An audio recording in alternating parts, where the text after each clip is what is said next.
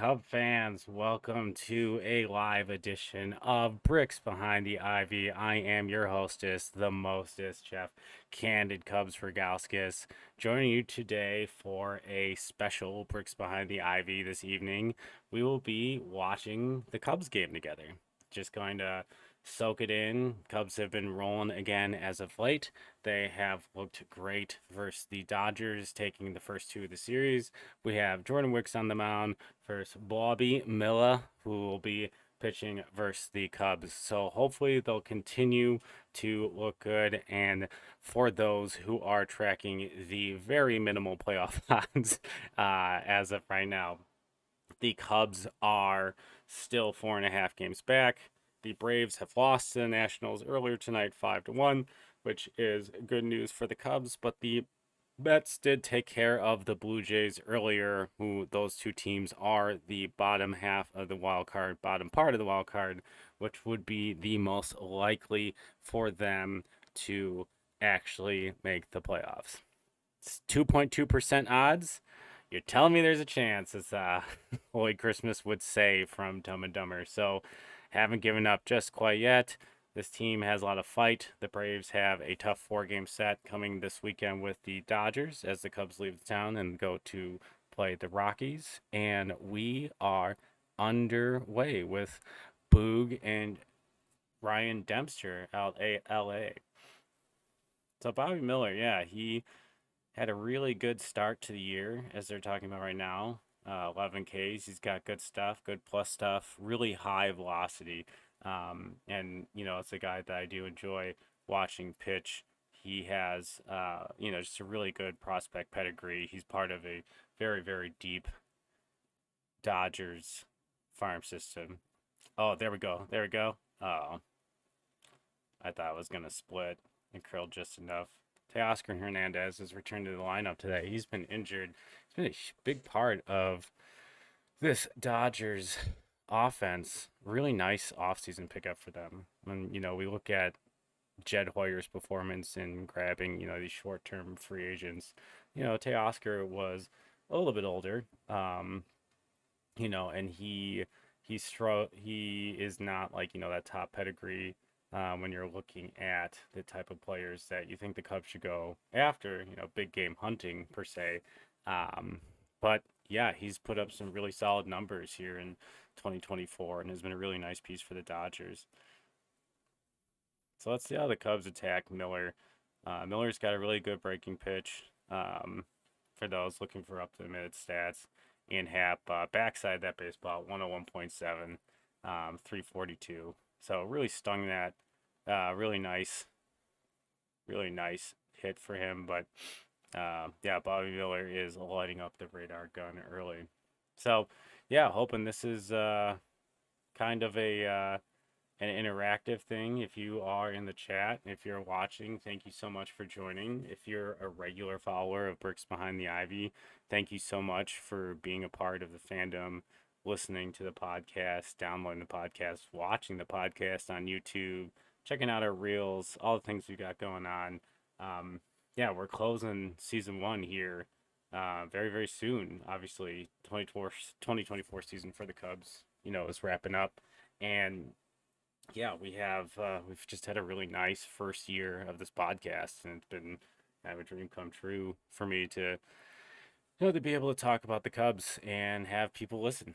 So yeah, thank you so much for that. And yeah, so let's change up the view. Let's give you guys a little bit of a better look of what's going on. We've got I like to follow along when I'm doing the broadcasts, watching the games. I like to look at um, Baseball Savant because it gets some like up to the minute metrics.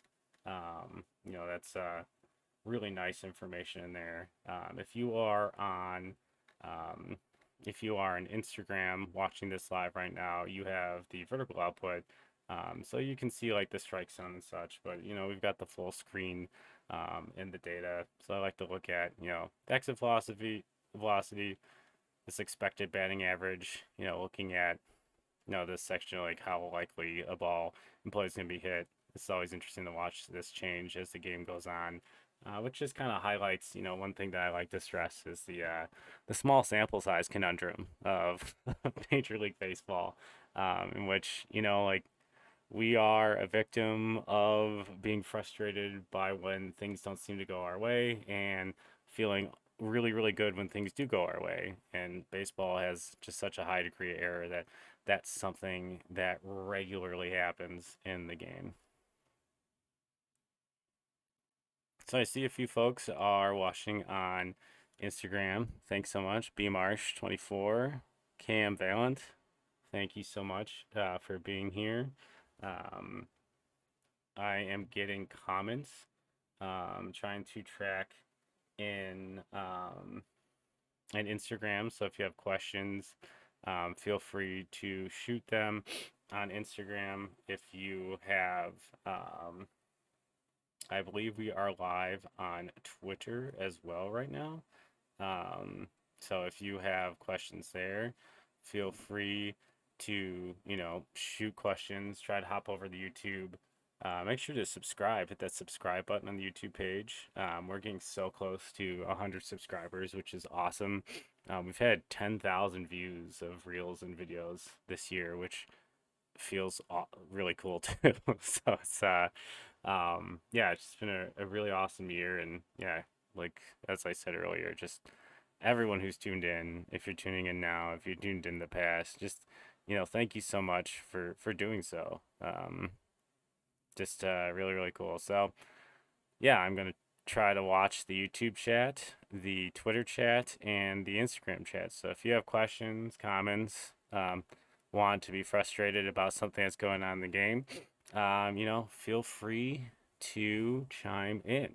We've got a long night of baseball ahead, which baseball is my favorite thing in the world, and I hope it's your favorite thing in the world too, which is likely why you're going to tune in and watch somebody watch a baseball game.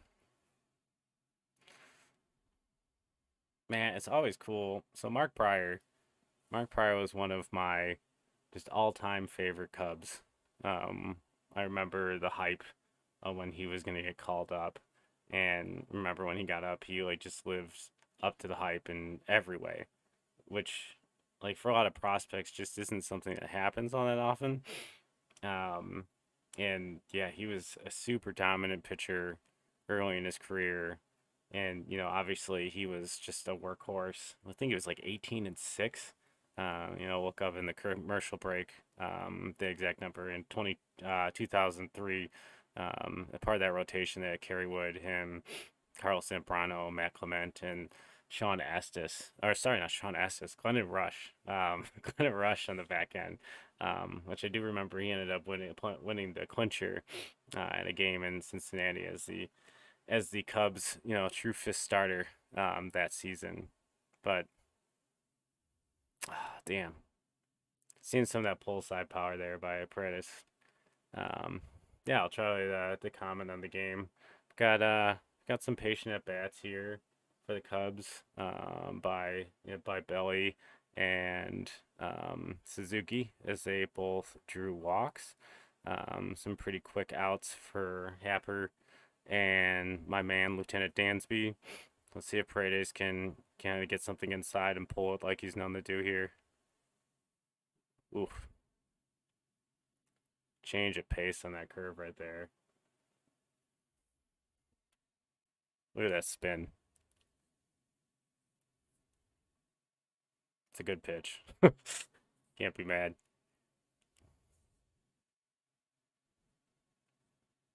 For those who, watch a lot of baseball, I don't know how many folks on here like oh wow, he just got a piece of that. I don't know how many folks on here like, obviously like if you're a big baseball person, you're potentially watching this stream and yeah, like, you know, um for me pitching ninja is such a cool thing. Such an awesome um tool for me to look at, pitches and stuff. And whoa, whoa, Oppo for Paredes. There we go. Hey, if you're watching the stream, stay on the stream because This is the rally stream now. We're up 1-0. 92.5 off the bat. The other way, the pull hitter goes with the pitch. Oh, look how he shortens that stroke right here. All hands, goes with the pitch, other way. That's really nice hitting right there. Cubs have really been nice in the have had some really strong first innings in this series, especially on Monday and then tonight. Let's see if Michael Busch can continue the revenge tour of the ex-Dodgers players here in LA, and add another run. We got first and third. You'd like to get one more. Start the game up 2-0.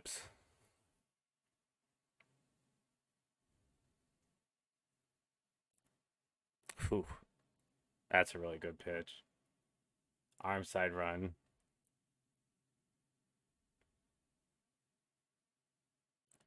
Yeah, that's a really good pitch.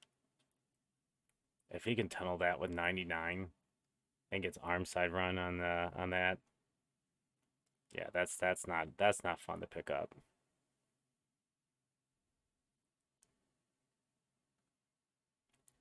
Damn it. That's one thing that's interesting. We'll take a look at the commercial break. Michael Busch is he has a lot of power. It's a lot of he's hit, a decent amount of home runs. He's known to have some power. He's cooled off a little bit as the year has ended, but like overall, like he has become a revelation defensively at first base. And, he has really like solidified that position for the Cubs going into 2025, which is, one less thing to worry about as they try to construct, a more perennial winning team. But, you know, it is interesting to me that like he has one of the slower bat speeds in baseball and generates as much power as he does, which means that like it is like a pitch selection thing would be my guess. Because if you're not getting the bat through the zone as quick as some other guys to generate power, means you're gonna have to start your swing a little bit sooner. So he must have pretty solid pitch recognition, which we've seen when he's been in a really good stretch that he walks a decent amount. So that kind of adds up. Um, yeah, I'm hoping for like another solid step in positive direction in 2025. He's had a really nice rookie campaign. There we go, Michael. They're gonna get two here. Oh yeah, he sucks slow. There we go. 2-out rally. Two walks with 2 outs. I'm liking this. Look, guys, I'm not saying that because I'm streaming is because they've scored 2 runs, but we can't discount that. I'm not superstitious, but I'm definitely a little stitious. These aren't cheapies either. 99.2, 92.5, 95 plus is considered a hard hit ball, so we've got some hard hit baseballs here.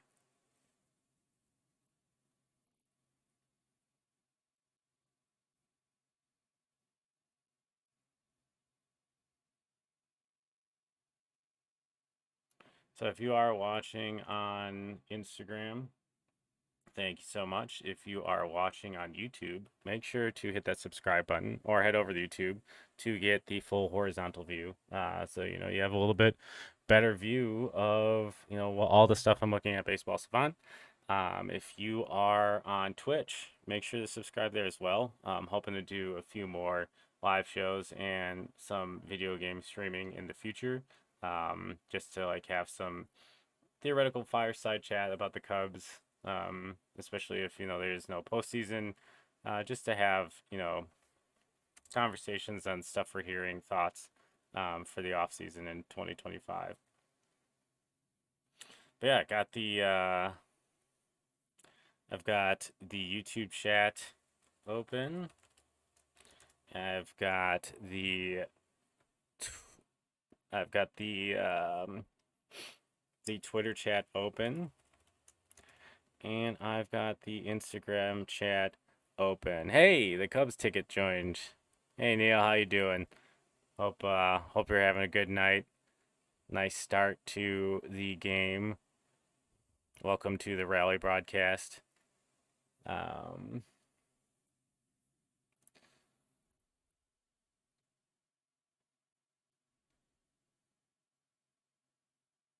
Come on, come on, come on. Oh, you guys remember when Chris Taylor destroyed our dreams in in 2017? Um, Obviously the Cubs were, not the same team they were after 2016. They had that just really stressful series versus the Nationals, which they ended up winning a crazy game five. And I didn't think they had, baseball's weird, but I didn't think they had it, to kind of like power through the playoffs again. But Chris Taylor had an absolutely unbelievable 2017 that year.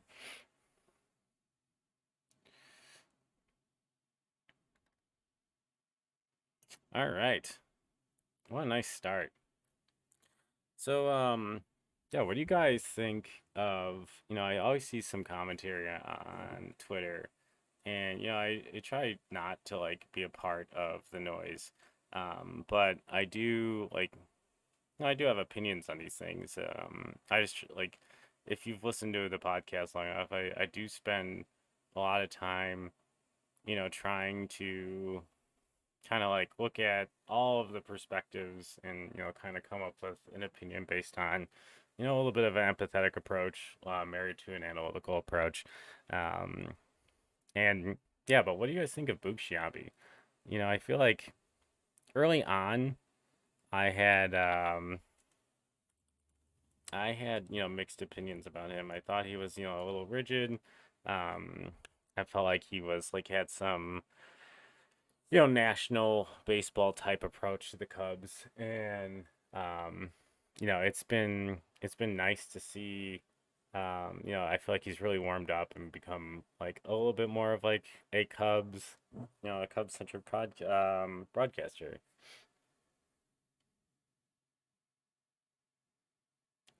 Hey, Chris, I see your comment on Twitter. Yeah, Chris Taylor did walk off the beloved Cardinals um, in 2021. So yeah, we can forgive him a little bit. Yeah, yeah. Thanks again for everyone who's joining. I'll check Twitter, but if it's Chris, I think it's yeah, Stormy224, my dude. Hey, if you guys have not followed him yet, please do. Now he was one of the few applicants for the different internships we have here over at BBTI. Yeah, I've been trying to find ways to get different stuff off of my plate. Um, and so we can, kind of focus on additional content.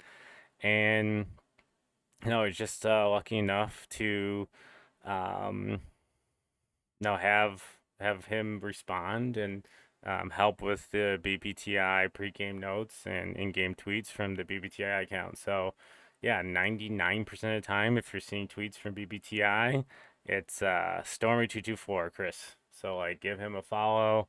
Thanks, Chris, so much for. Oh boy. Well,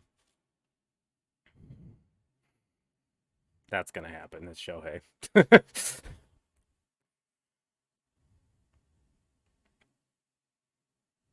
Where was this pitch? Let's take a look. Oh, that's yeah. I think he was looking to get that closer to the edge of the plate. That did not happen. Um, that sucks. All right, 2-1. Glad we got that second run. Never enough runs, right, guys? Man, I really wanted Shohei Ohtani this offseason. Like, I know, I feel like that sounds stupid. Like everybody wanted Shohei Ohtani this offseason. But yeah, I really wanted Shohei Ohtani this offseason. So, um, all right, 2-1. But it's good. Good to see, it's still a lead. So let's get out of this right now. Yeah, 118. Jesus, baloney. 118 off the bat for Shohei. Off an 85.9. That's really turning it around. 97.7 for Mookie. So Jordan Wick's getting hit pretty hard to start this game.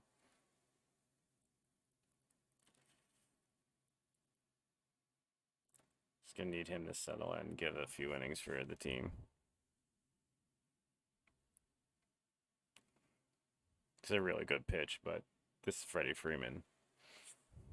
I don't remember which player had said the other day, but they said that if their life depended on it, they would have Freddie Freeman take the at bat to save their life.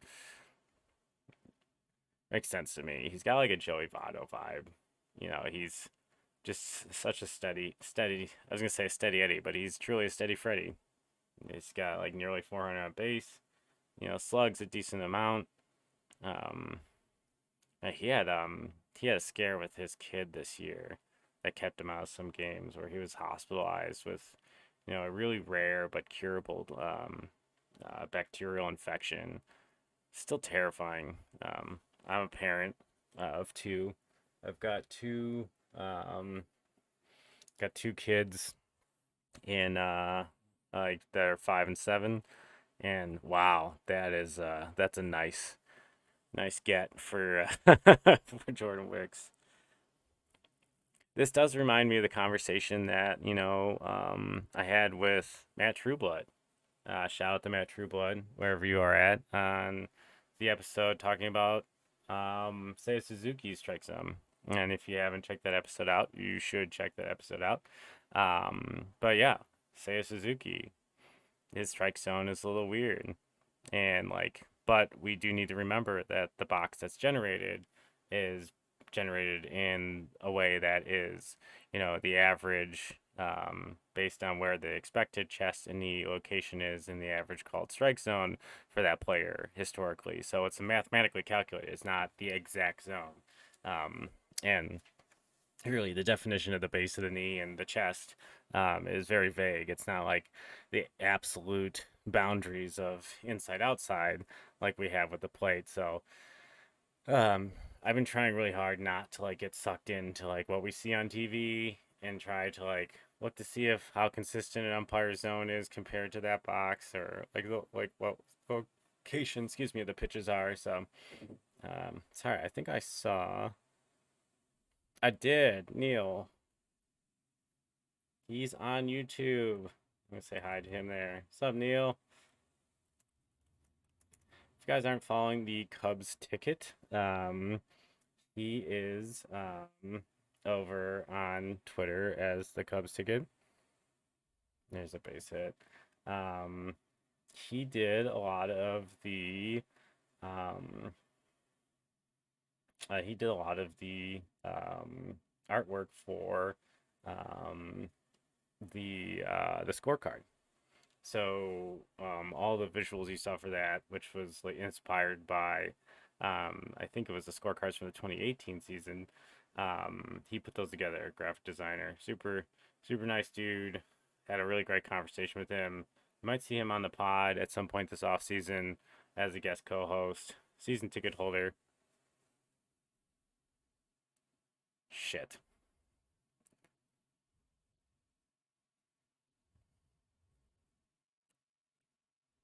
All three of his home runs are versus the Cubs. He leaves the Cardinals and he retains the Cardinal killing. 96.4. Get out of here. Come on. Sucks. Ugh. Does he just crush lefties historically? I was so confused when he was traded because he wasn't even healthy in that really bizarre trade with the with the White Sox where they got nearly nothing and no one,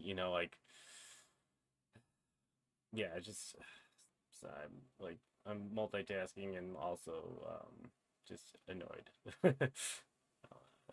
Trying to fix the chat box, and sorry if you can't see the chat box on the YouTube stream. There we go. Should be a little bit better now. We'll move this up a little bit.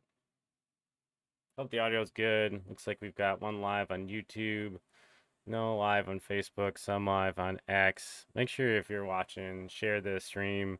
If you are on YouTube, subscribe on YouTube. Yeah, Neil, of course, I'm always going to give you some love. I appreciate the work you've done,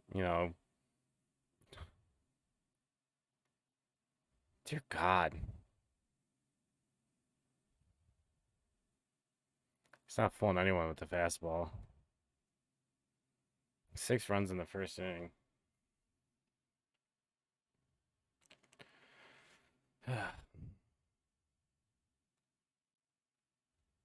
It shocks me that the expected batting average on the launch angle and the exit velocity is 210, but it's a home run in 26 of 30 ballparks. Would have been a home run at Wrigley. It's hilarious the expected batting average is that low. Like based on the mathematics of the angle and the distance.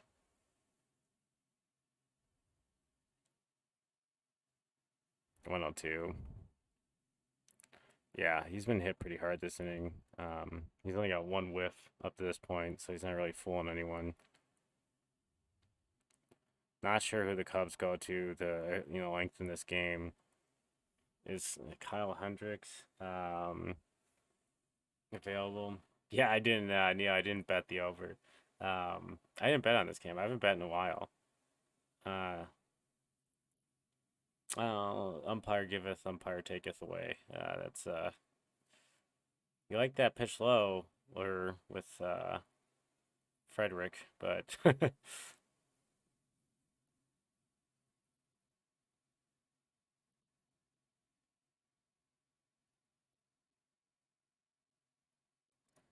yeah, I was gonna say a long steer down by Wicks down to the home point umpire there.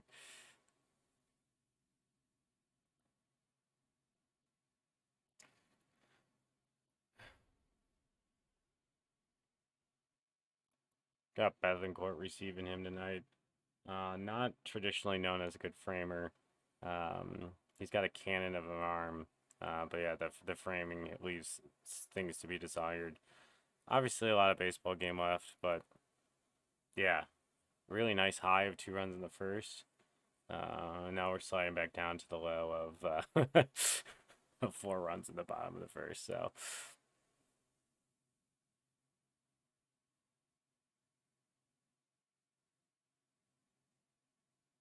Jesus,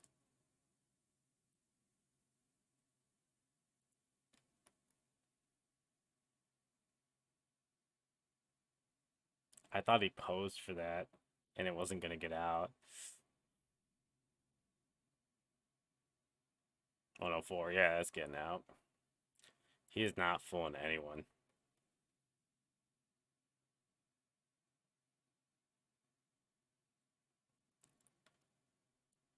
Is he tipping his fastball? It's like they're sitting on it. He's struggling with getting location. Wow, Milwaukee's getting smoked too. It's 8-0. Yeah, there he's not finding the zone with the breaking pitch right now. Whew.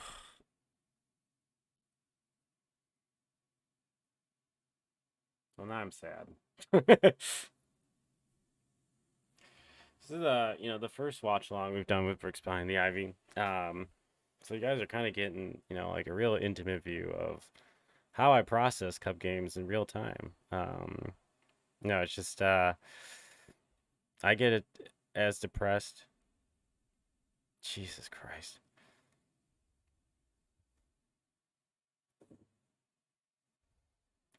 Who pitches the rest of this game?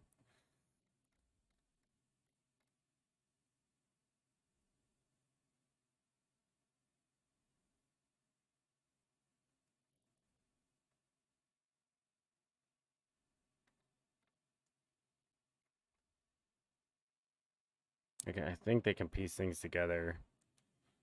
I'm guessing, like Hodge is only if the game's close.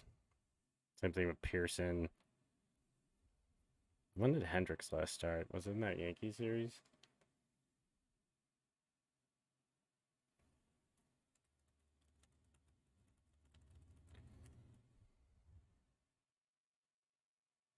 Because maybe he's available out of the bench today.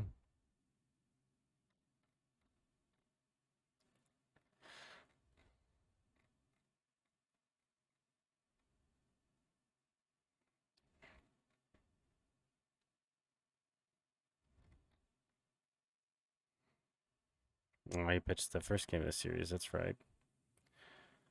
So like, I'm not sure how much he's gonna get. He could give them. Have Imanagi last night. Jesus Christ, they are tattooing his fastball.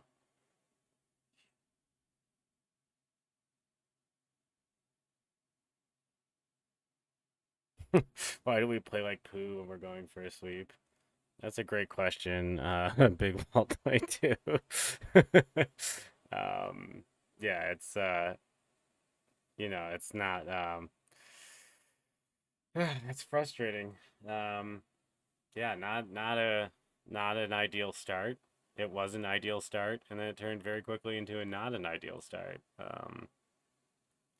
It's kind of like, this season has been so weird. Just the ebbs and flows have been so large. Um, yeah, it's just such a conundrum trying to, kind of dive into this team. I think it was Matt Causey of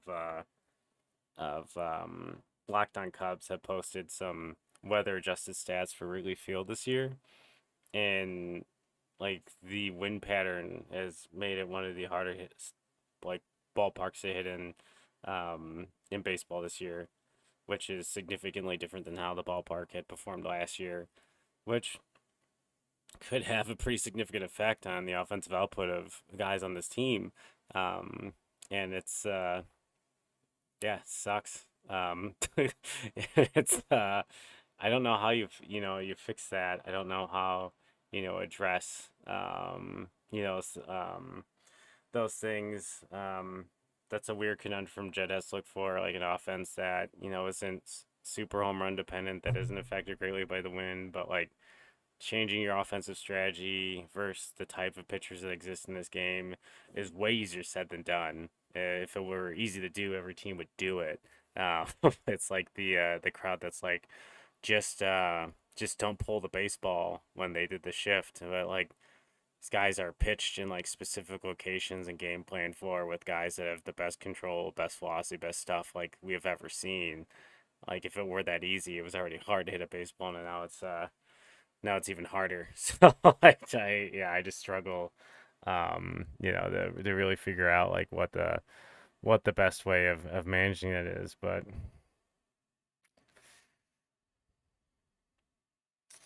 yeah, thanks for joining us, Big Walt. If you want to see more of the baseball savant data that I've got up, we'll pop around and kind of look at some bricks behind the Ivy stuff.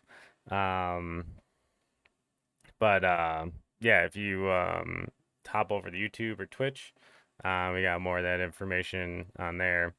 Yeah, we got 425 expected batting average. Look at all of this red. Fastball, fastball. Edmund got him on a changeup. Fastball, fastball, fastball. Oh, this is the Cubs now, but yeah, the his breaking pitches he was being too fine with, was not hitting the strike zone at all, and yeah, they seem to be sitting on the fastball, which he threw 15 of his 29 pitches in the first inning were fastballs. So I guess you can sit on that pitch when you're throwing at that freaking offense. So, um, man, that just, man, what a like just complete bummer of it after a really nice start. But yeah, feel free if you are watching. First of all, thanks so much for watching, and thanks for commenting. But yeah, thanks for joining in on the Cubs live watch along for Bricks Behind the Ivy. We are currently live on Twitch, YouTube, Instagram, and Twitter. So yeah, just come check us out. Come leave comments. Check in the comments. I'm getting the ones from Twitter and YouTube and yeah, Twitter and YouTube in my chat on my software. Um, and Instagram. We got Instagram open, so if you're popping questions in Instagram, feel free to drop questions in there as well, and we can talk about different things. And this game gets out of hand, we can talk other stuff as well.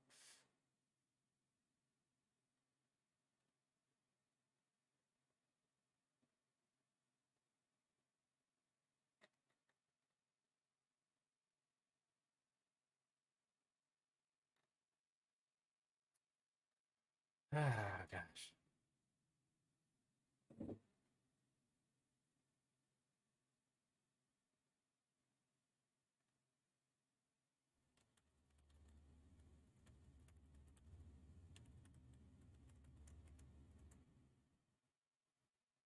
that was fast.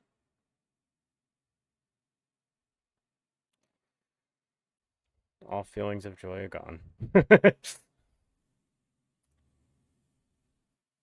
Man, what a really nice start, and then just yeah, and look at it. Baseball's gonna baseball. Bethencourt 101.4, 550 expected batting average. Ian Happ 102.7. Like they hit him pretty hard.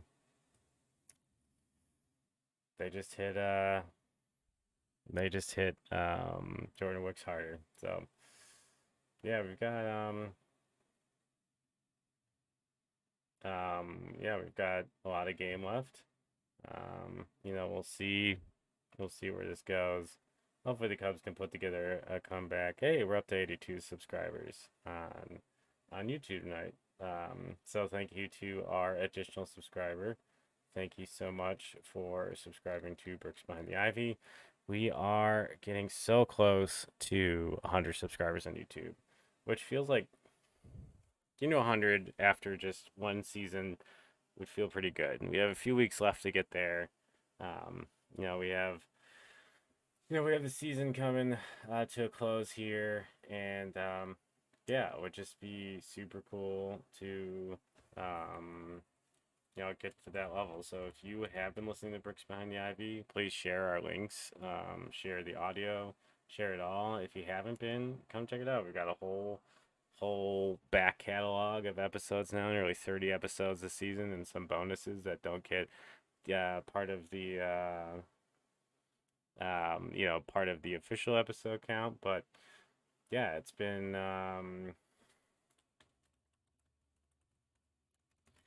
but yeah, it's been such a cool year. Definitely a learning experience for myself, as we kind of learn like what Bricks Behind the Ivy is and what it's going to be in 2025. The content won't stop this off season. The content won't stop. So if you're still looking for Cub content in 2025 or 2024 off season, we're gonna be the place to be. We might switch the cadence if there's not breaking news about that needs to be discussed about the Cubs that we're interested in discussing. Like we might um, have a bonus episode here and there, which would be pretty cool to do. But I think Pat and I are going to do what's something I'm going to refer to as Cubstory or Cub history.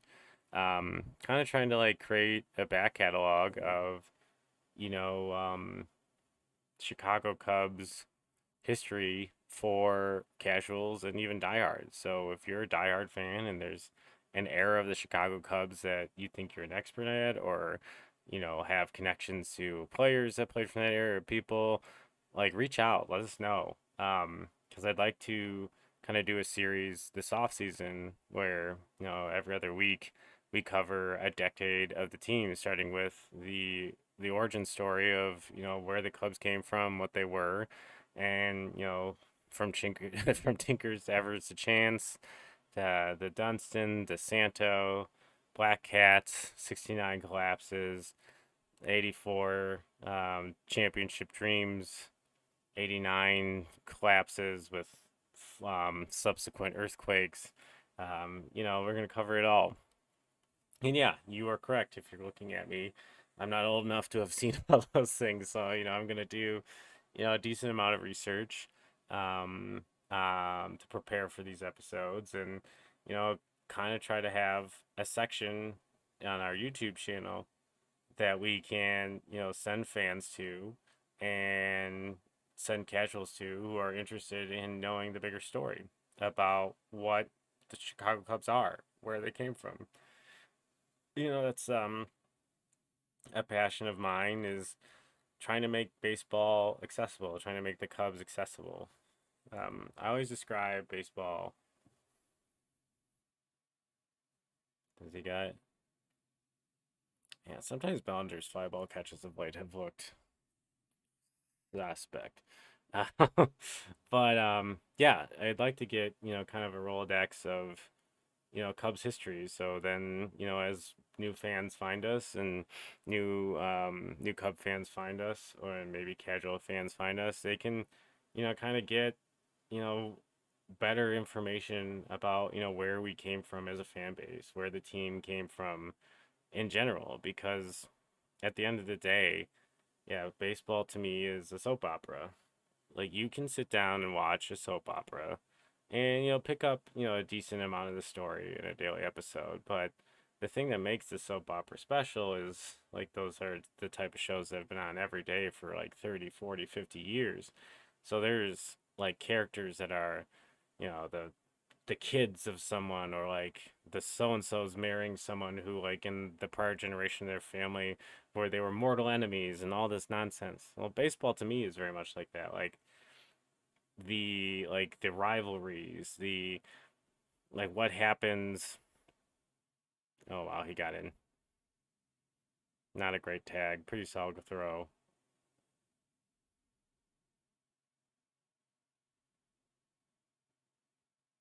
Yeah, Dansby did not. Oh,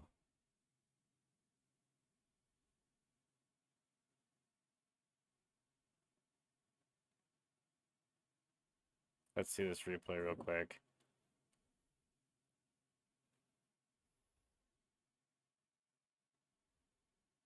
Yeah, the base is. I mean, like the throw is a little bit. Yeah, that is gonna be tough to overturn. Oh my. Um. Yeah, going back on to what I was talking about, just having, Cubs history for fans to have. Um. And we've got Evan Mandela as well, who's joined the team as an intern, working on. Um, well, it was close. Shohei is a very good base runner, and PCIA is a very crafty.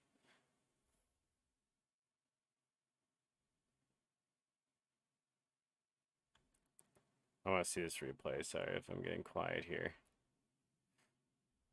That left center gap, that's like where Freddie Freeman has made his money. He catches that one bounce.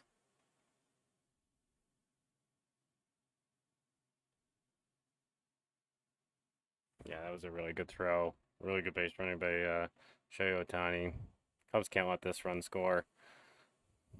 Keep this at 3. It's really early. You can get back in this game. And a nice bounce back inning for Jordan Wicks. And the expected batting averages in this game.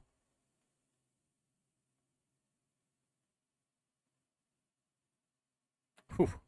It's almost 7-2. Yikes.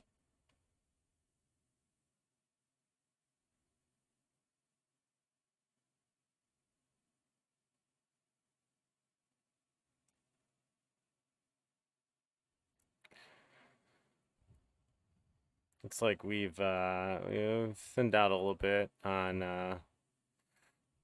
Instagram. If you are watching on Instagram or you have watched on Instagram, please feel free to share, invite friends to it so we can kind of get a robust group of folks. We can then kind of share and have some conversations. Um, Possibly Pat Erickson at some point will join. Chris has already joined this evening. Um, but yeah, oh man. I had so much positivity to start this stream. Super excited to do this. Always love the late games because I get a really nice opportunity to actually watch the games in full, and I don't have to, I don't have to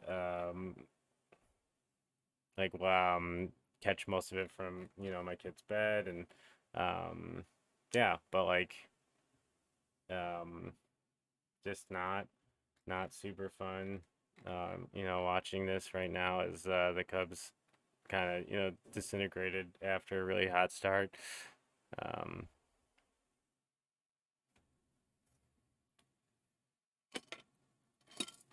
all right, Jordan, let's get out of this inning.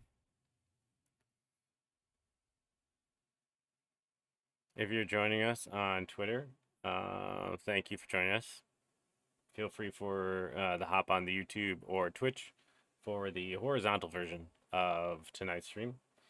If you have not joined or subscribed our YouTube page, use this as an opportunity to go over there and hit that subscribe button. We're getting close to, um, yeah, we're getting close to 100 subscribers. Super amped about that.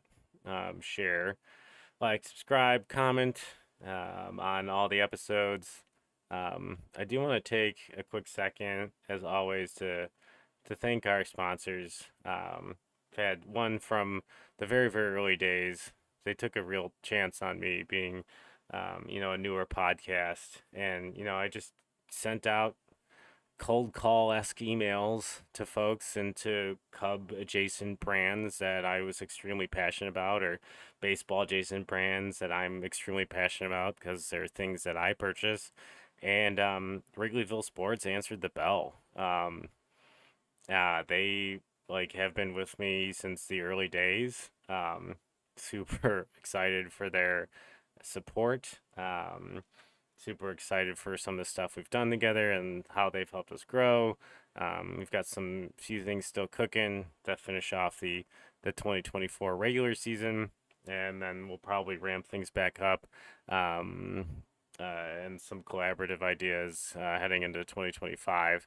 Um, yeah, thank you, Wrigleyville Sports. If you're watching this at all, well, for just being there since the very beginning, and supporting Bricks Behind the Ivy, and a two um, two family run businesses in theory, my family run podcast, and my your family run store since 1990 over in the corner adjacent to Wrigley Field. And you guys know the deal if you've been watching a long time. We have a discount code. Jordan Wicks gets out of this inning. Nice for him to get out of this inning, so maybe we can get some runs, make this game feel obtainable. But yeah, for Louisville Sports, use discount code IV10. That is IVY 10. Um, at checkout for 10% off. And yeah, they're not just Cub stuff. They do have sock stuff for those of you who are glutton for punishment. But bear season is here, something everyone in Chicago can generally agree on. Usually we've generally agreed that they were bad, and now we all have some optimism. But they've got bear stuff, so get that Caleb Williams jersey or a Donzai jersey or whatever tickles your fancy. Go to Wrigleyville Sports, get 10% off. Use code IV10, and thank you Wrigleyville Sports for continuing to be a awesome partner and sponsor of Bricks Behind the Ivy. And then for those of you who have seen on Instagram recently, Bricks Behind the Ivy has a new sponsor, Yagi Road Roasting Company. Yeah, Curtis Arndt. If you're listening tonight, if you're logged in, checked in, watching somewhere, if you're on Twitter, um, he reached out and let me know he's a Valpo grad. I'm a Valpo grad, and he like shared with me that there's a coffee company that had gotten Jameson Tyone's attention at one point, and yeah, it was and like they were run by Valpo grads, so it felt like kind of like a match made in heaven. Looking to get some folks from my alma mater involved, and getting folks that had a Cubs adjacent connection, and it was super cool to connect with these guys, and we've got a growing partnership, and I'm happy to have them as part of the Bricks Behind the Ivy family.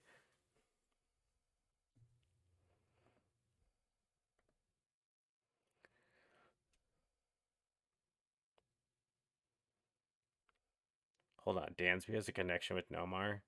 You have my full.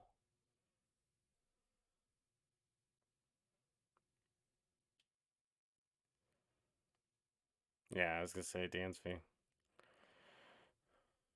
I have a section in the Candid Cub Cave that is the Candid Cub Cave Cub Hall of Fame. Nomar Garcia Parra, in his short time as a Cub, is a member of the Candid Cub Hall of Fame. I freaking loved Nomar as one of my favorite non-Cubs.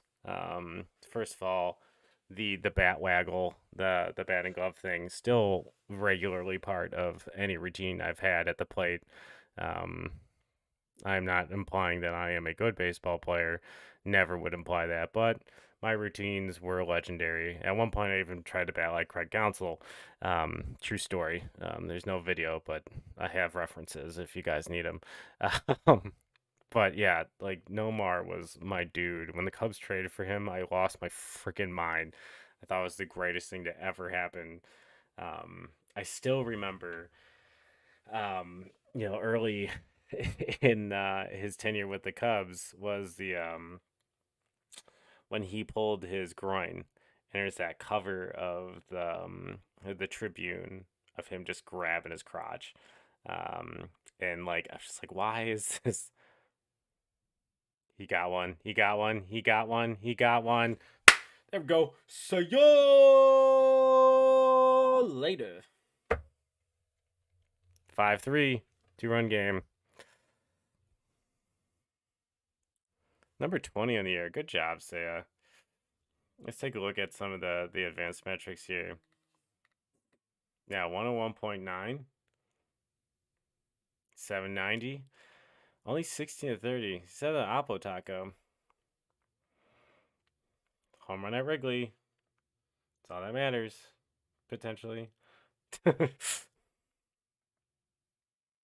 thought it said it didn't. It wasn't a home run at Dodger Stadium. I was like, what? We are at Dodger Stadium. How is that even possible?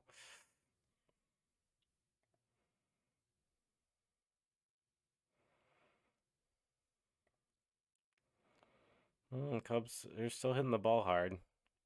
Dansby's had the two softest hits of the night at 54 miles per hour and 29 miles per hour. So, reasonably averaging about 35 miles per hour off the bat, which generally is not going to get you much.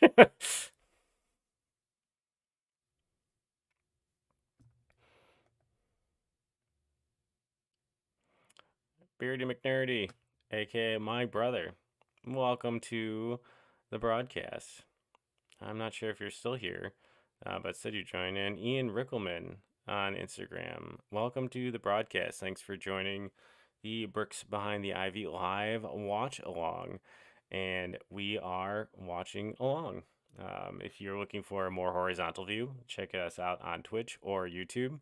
If you are enjoying the vertical view, stay on Instagram. I'm trying to be the Pat Hughes of the Bricks Behind the Ivy generation, which is easy to be the Pat Hughes of Bricks Behind the Ivy when I'm the only one who's ever worked for Bricks Behind the Ivy. So that, um, but implying that I'm even in the same caliber as Pat Hughes is like just a special kind of hubris that we should probably retire absolutely immediately, because Pat Hughes is the all-time goat. If Pat Hughes the day that Pat Hughes stops calling Cubs baseball, or the day that Pat Hughes passes away, I will probably need a really, really long time away from work. Because I don't know if I don't know how I'd recover from that. Just a staple of my childhood and my cubdom, just like a lot of people who are probably listening and watching. Where are you guys watching from tonight? Are you watching from the Chicago area? Are you in the suburbs like I am? Are you watching? I can tell you you're not watching from the Candid Cub Cave because I'm the only one here. This is my Cubs basement. If there was someone else here, I would hopefully know it. Um, but yeah, thanks again for joining.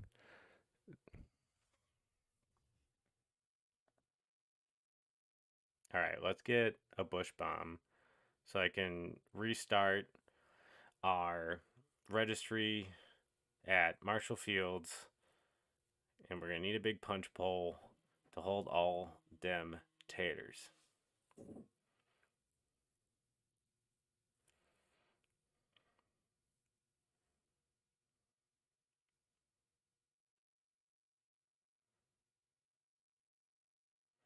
Got a fastball here, pretty solid, but all right.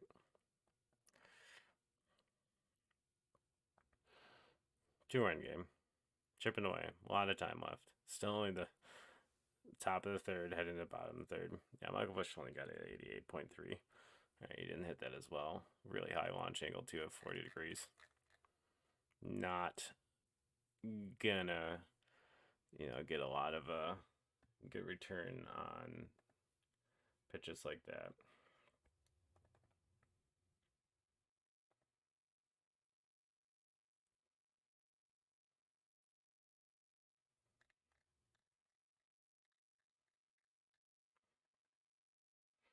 All right, guys, I'm gonna step away real quick to grab a drink, um, and I will be right back. Once again, thank you so much for joining the Bricks Behind the Ivy watch along. We will be back momentarily.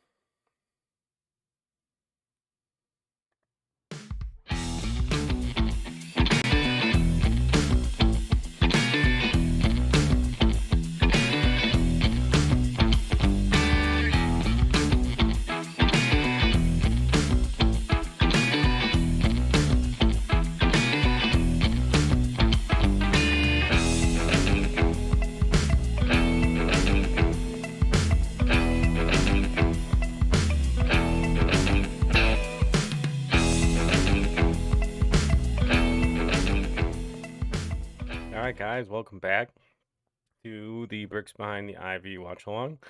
I am your regular Bricks Behind the Ivy host, creator, founder, Jeff Candid Cubs Rogowskis.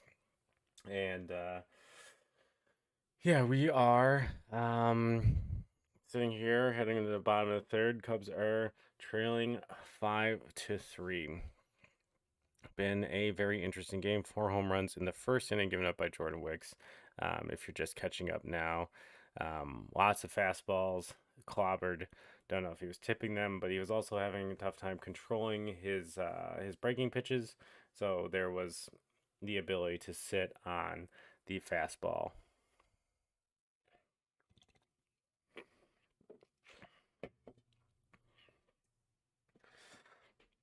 All right. Now that I have a beverage, I can get back comfortable watching the game. Oh, Jesus. Okay, that didn't go anywhere.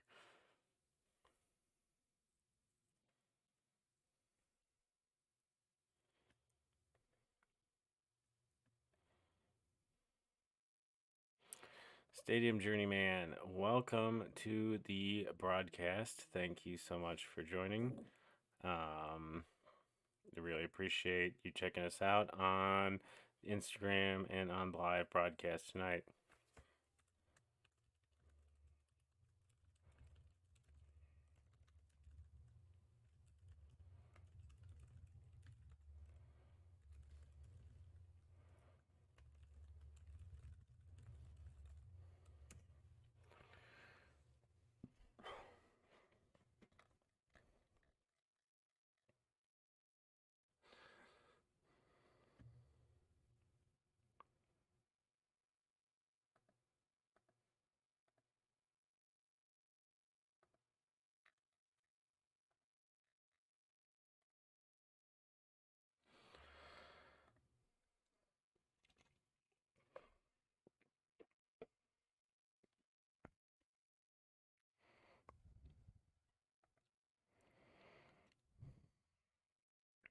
Honestly, I didn't think Wicks would get to the third based on because I guess a small victory.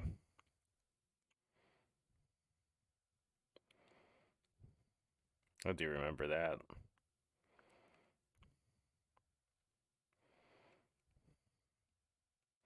PCA man, electricity factory. It's been so fun to watch this year as he started to hit. Like it's been something really special. Ugh, they are hitting him hard. All right, let's get back to our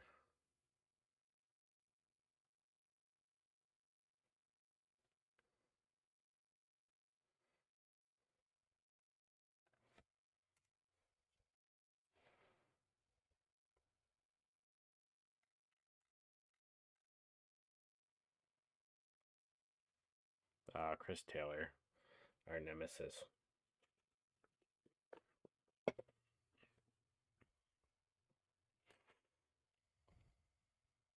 Man, the Dodgers really are, the blueprint of what you want your organization to look like. I think, if you're talking to Dodger fans, they're probably frustrated with a lack of World Series and championships besides the COVID one in 2020, but they have consistently been in the conversation of being one of the best teams in the NL for the better part of a decade and have, like they just said, has won the NL West 11 of 12 years. It's absurd. That is success you.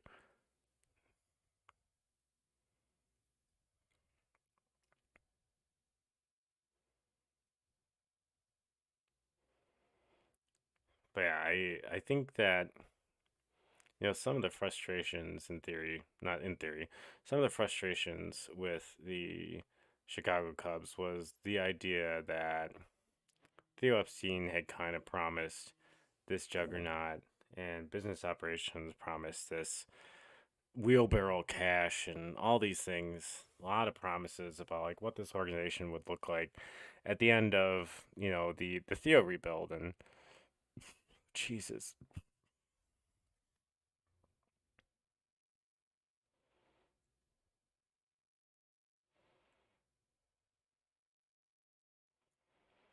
That guy would look so good in a Cub uniform.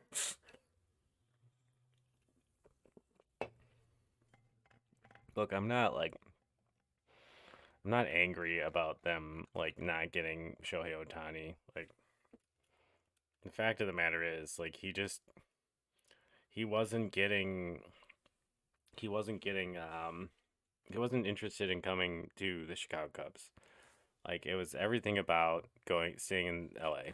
Like we're all aware of that. We're all intimately aware that that was, exactly what he was going to do. He never seriously entertained coming to the Cubs. So like we don't know how seriously the Cubs entertained Shohei Otani and what his asks were going to be, or if he never seriously entertained the Cubs because he was aware of what their financial asks or expectations were going to be. We don't know that information, but damn, did I dream last offseason. It would have been so cool to get this guy in a Cub uniform and attach his legacy to the Chicago Cubs. Instead, we gotta watch him, you know, be in one of the bigger markets in the country and, you know, dominate like he has in baseball. And yeah, he's only an offensive player this year, and next year he'll return to the mound in some capacity, and we'll see, how that how that ages. Maybe he ends up being, more of a closer or, a multi-inning, like really just expelling guy and then DHing the rest of the time, or maybe he does start again. My guess is he's mainly interested in trying to start again, just in the type of player he seems to be, and now he takes care of himself. And yeah, oh, I had so many dreams about getting Shohei Otani, and yeah, he's just a fantastic player.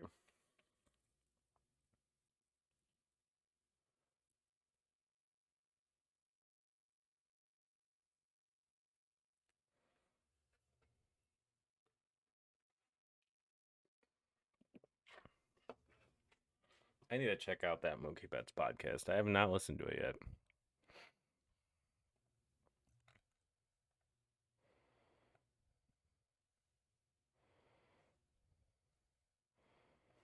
I was gonna say, does Mookie Betts is he gonna come on the compound? I don't know if you guys are listening to the compound. It's one of my favorite Cubs listens.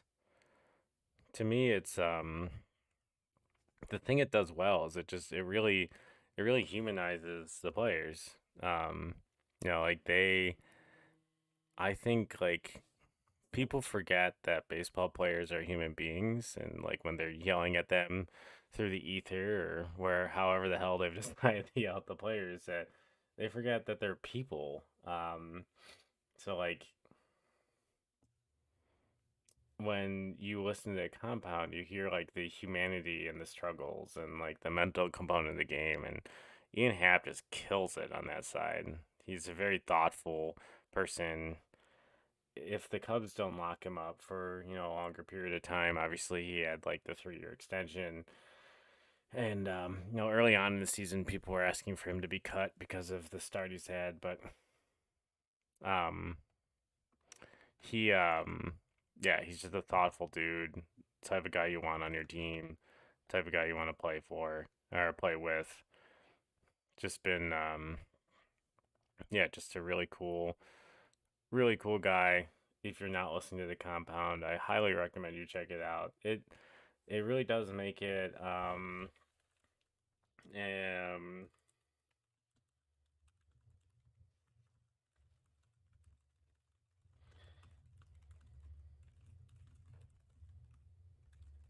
yeah, just really thoughtful analysis. And yeah, I really have enjoyed like what Zach Short brings about and Dakota Medkis as well. So yeah, just check it out if you haven't. If you're as big a Cub fan as I am and you're listening to this, like you've likely checked it out. So not worried about you guys missing out on Cubs content. But if you happen to not have checked it out up to this point, then it's time. It's time to give it a fair shake.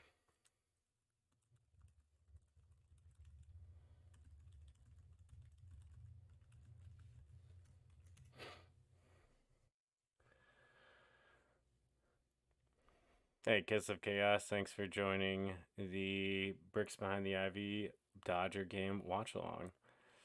We had a really nice start to the game, but the Cubs got 1 run back on a Seiya Suzuki home run here in the top of the third, but a 2 run single by by Shohei Ohtani, 111.6 off the bat, has increased the lead back to 7-3, the largest lead of the game for either team at 4-3. Thank you to whoever just joined the YouTube channel. Feel free to make sure you subscribe and check out the rest of our content if you have not subscribed. If you have questions or comments about the game or want to talk Cubs, feel free to drop comments on YouTube. Drop your comments on Instagram. Check out Instagram. Drop your comments on Twitter. Hell, drop your comments on Twitch. We are also live on Twitch. Thank you so much for joining.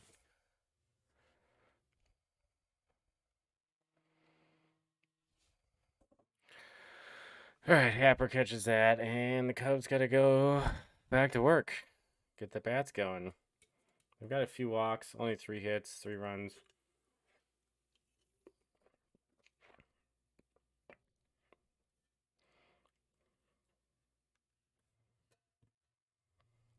Yeah, they need to score a few more runs in here to make this feel like the game is still within reach.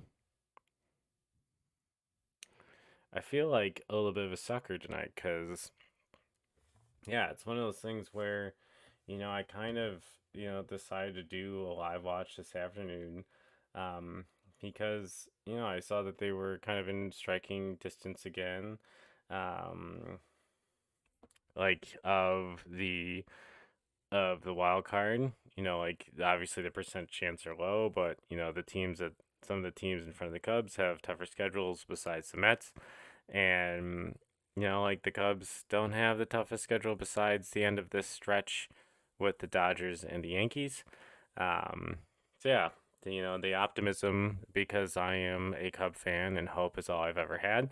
Um, you know, uh, kind of filled up, and I wanted to be part of a bigger conversation in the game tonight if it was worth watching, and here we are in a game that has gotten out of hand early, but still plenty of time.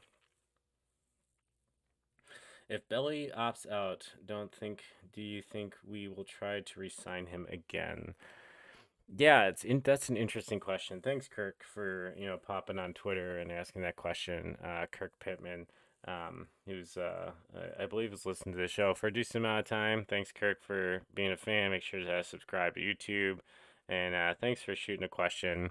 Give us something to talk about as we look for the Cubs to come back in this game. Yeah, I think it's a really challenging question because yeah, we saw that Matt Chapman got, a solid, lucrative deal with extension with the Giants, the Boris client. And like you could argue that in, some of the Boris incentive laden contracts this offseason have blown up in Boris's face. Jordan Montgomery has struggled mightily for the Diamondbacks, and I thought he was going to be a really nice piece for them. Obviously, he didn't have spring training, and that seems to have greatly affected his output. And then you have, yeah, Matt Chapman, who signed a very similar deal to Cody Bellinger. He's been a pretty solid player for the Giants. He's, kind of the same player he's been. He's got some real hot stretches that really carry his numbers offensively, and then he's got some some cold stretches in there that really just take down the the entire offensive output. um oh wow, he struck out. It's a really good changeup, arm side run, moving in towards him. He seemed to be on it if it was a fastball, but clearly whiffed on it, and as we was PCA coming up. But yeah, Kirk, really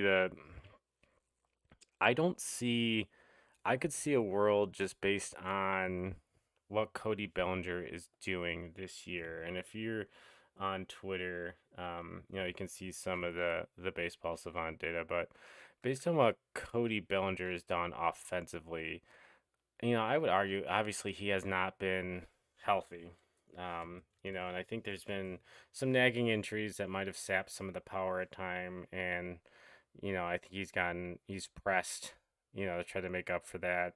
754, especially in this new the league average is, I believe, league average has dropped to like 699 on OPS. So he's still, a good, 10-15% above offensive average. He's still squaring up the ball. He doesn't strike out a lot. His K rate is super low, where the strikeout rate was the concern, with Bellinger prior to him signing to the Cubs the first time. Um, so I could see him potentially looking into maybe a lower AAV, having conversation um, with the Cubs about AAV and, like extending the deal. He's still only 29. He'll still only be 30. I don't know if he'll opt out given the value of his contract, because I don't know if he gets a longer deal or if he gets as lucrative as an AAV as he could opt into. Um, it's a really interesting situation for the Cubs in general because yeah, like yeah, it's a significant financial component of what their 2025 budget's going to be. And really it's become a little more interesting about like where he'll actually play. Because in the world that Cody Bellinger stays, like PCA has locked himself in as the everyday center fielder, like for the 2025 Cubs. Like that's not a debate anymore. Where like going into the season, it was like, oh, what if PCA gets ready? Then we have Bellinger. No, PCA is the everyday center fielder. So Cody Bellinger is likely the right fielder, which in the free agent market, if he's being marketed as a right fielder, that diminishes his value. The highest value he has in a projectability in a WAR standpoint would be center field. There's a higher value of defensive potential that increases that WAR number, which a lot of teams pay based on production and WAR. Um, so like him being marketed as a center fielder this past offseason was on purpose because like there's more value to being a center fielder than the idea this offseason would be the first baseman.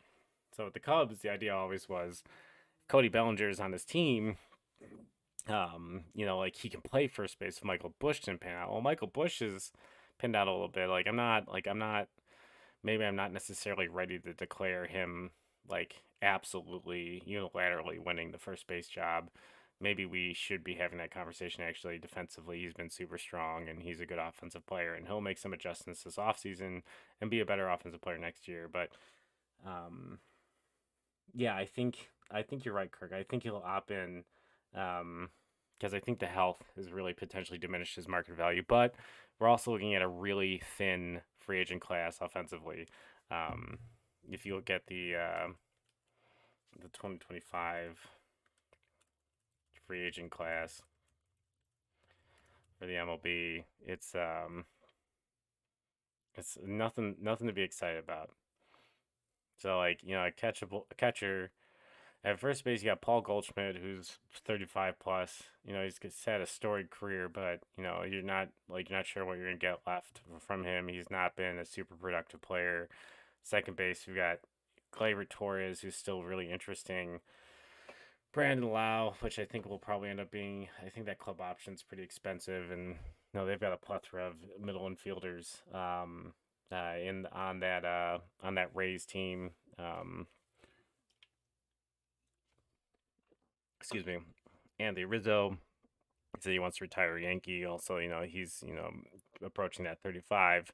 Has had a historical back issue. Alex Bregman, we're not sure what kind of player he is, what salary he's going to command. Yohan Moncada, interesting player, but like now he's getting older. He's not really produced. So we're looking at Cody Bellinger, who can opt out, and then Juan Soto. And then, Anthony Santander has been a player that like Cub fans have talked about this offseason. Lots of power potential, pretty solid player. Um, but like obviously it's a huge drop off from Juan Soto. Teoscar Hernandez, he clearly just had a really nice season. He had the 1 year deal with the Dodgers. There's some, interesting players in this list.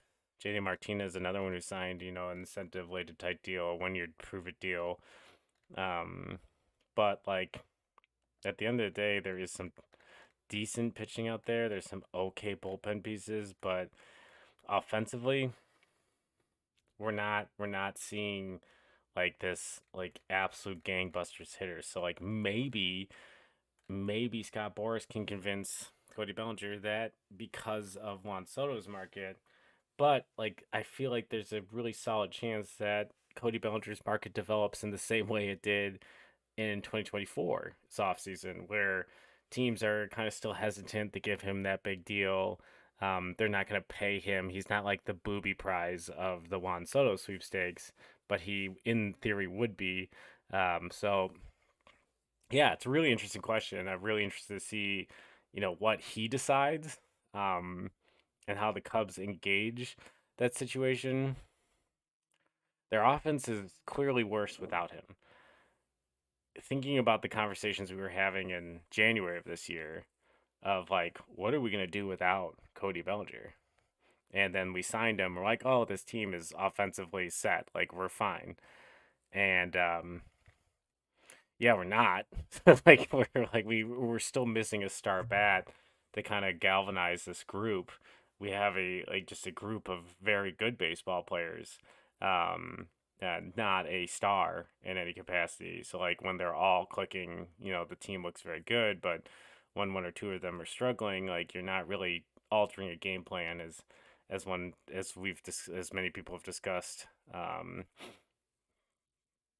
But yeah, great question.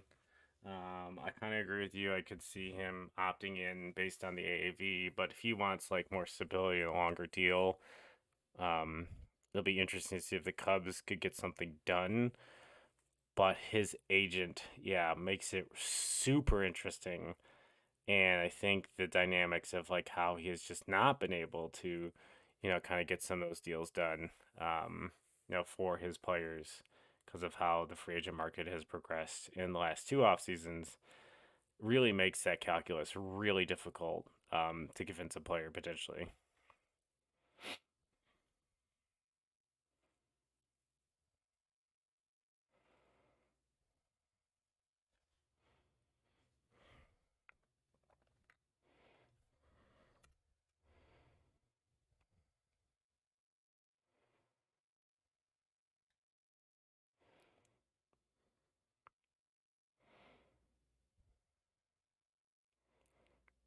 So thanks guys so much so far for joining the Bricks Behind the Ivy live watch along.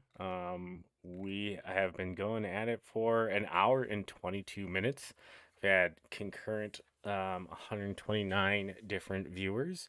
So it's been super cool so far. And um, thanks for thanks for joining. And we've got a lot of Cub game left, hoping that we will see, um, we'll see the Cubs get back into this game and, have some celebrating that we can do together.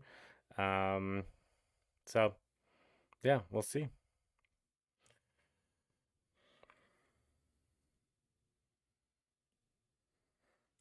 Ooh, starting pitchers and closers. Hey, thanks, Kirk, for keeping my attention off the game, at the moment, because um, it has not been the best in the last few innings. Still time for them to come back, but yeah, starting pitchers and closers, I like this offseason.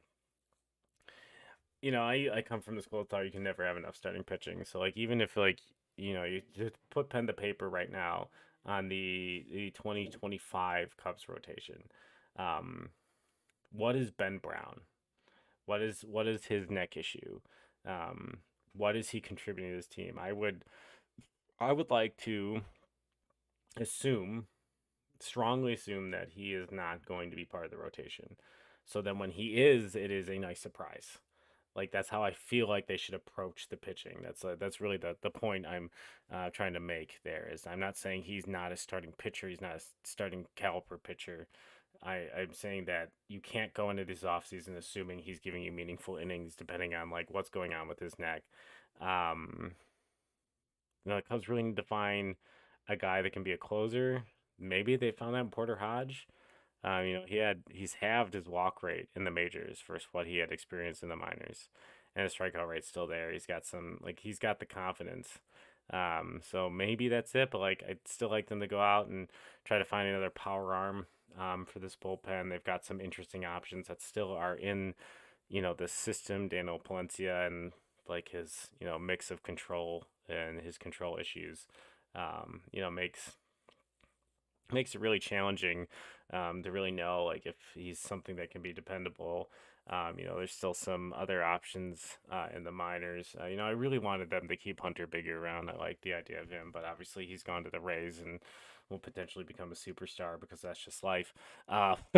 But yeah, on the starting pitching market, I think that there was like some discussion, a few weeks ago about like the Cubs' potential interest in Corbin Burns.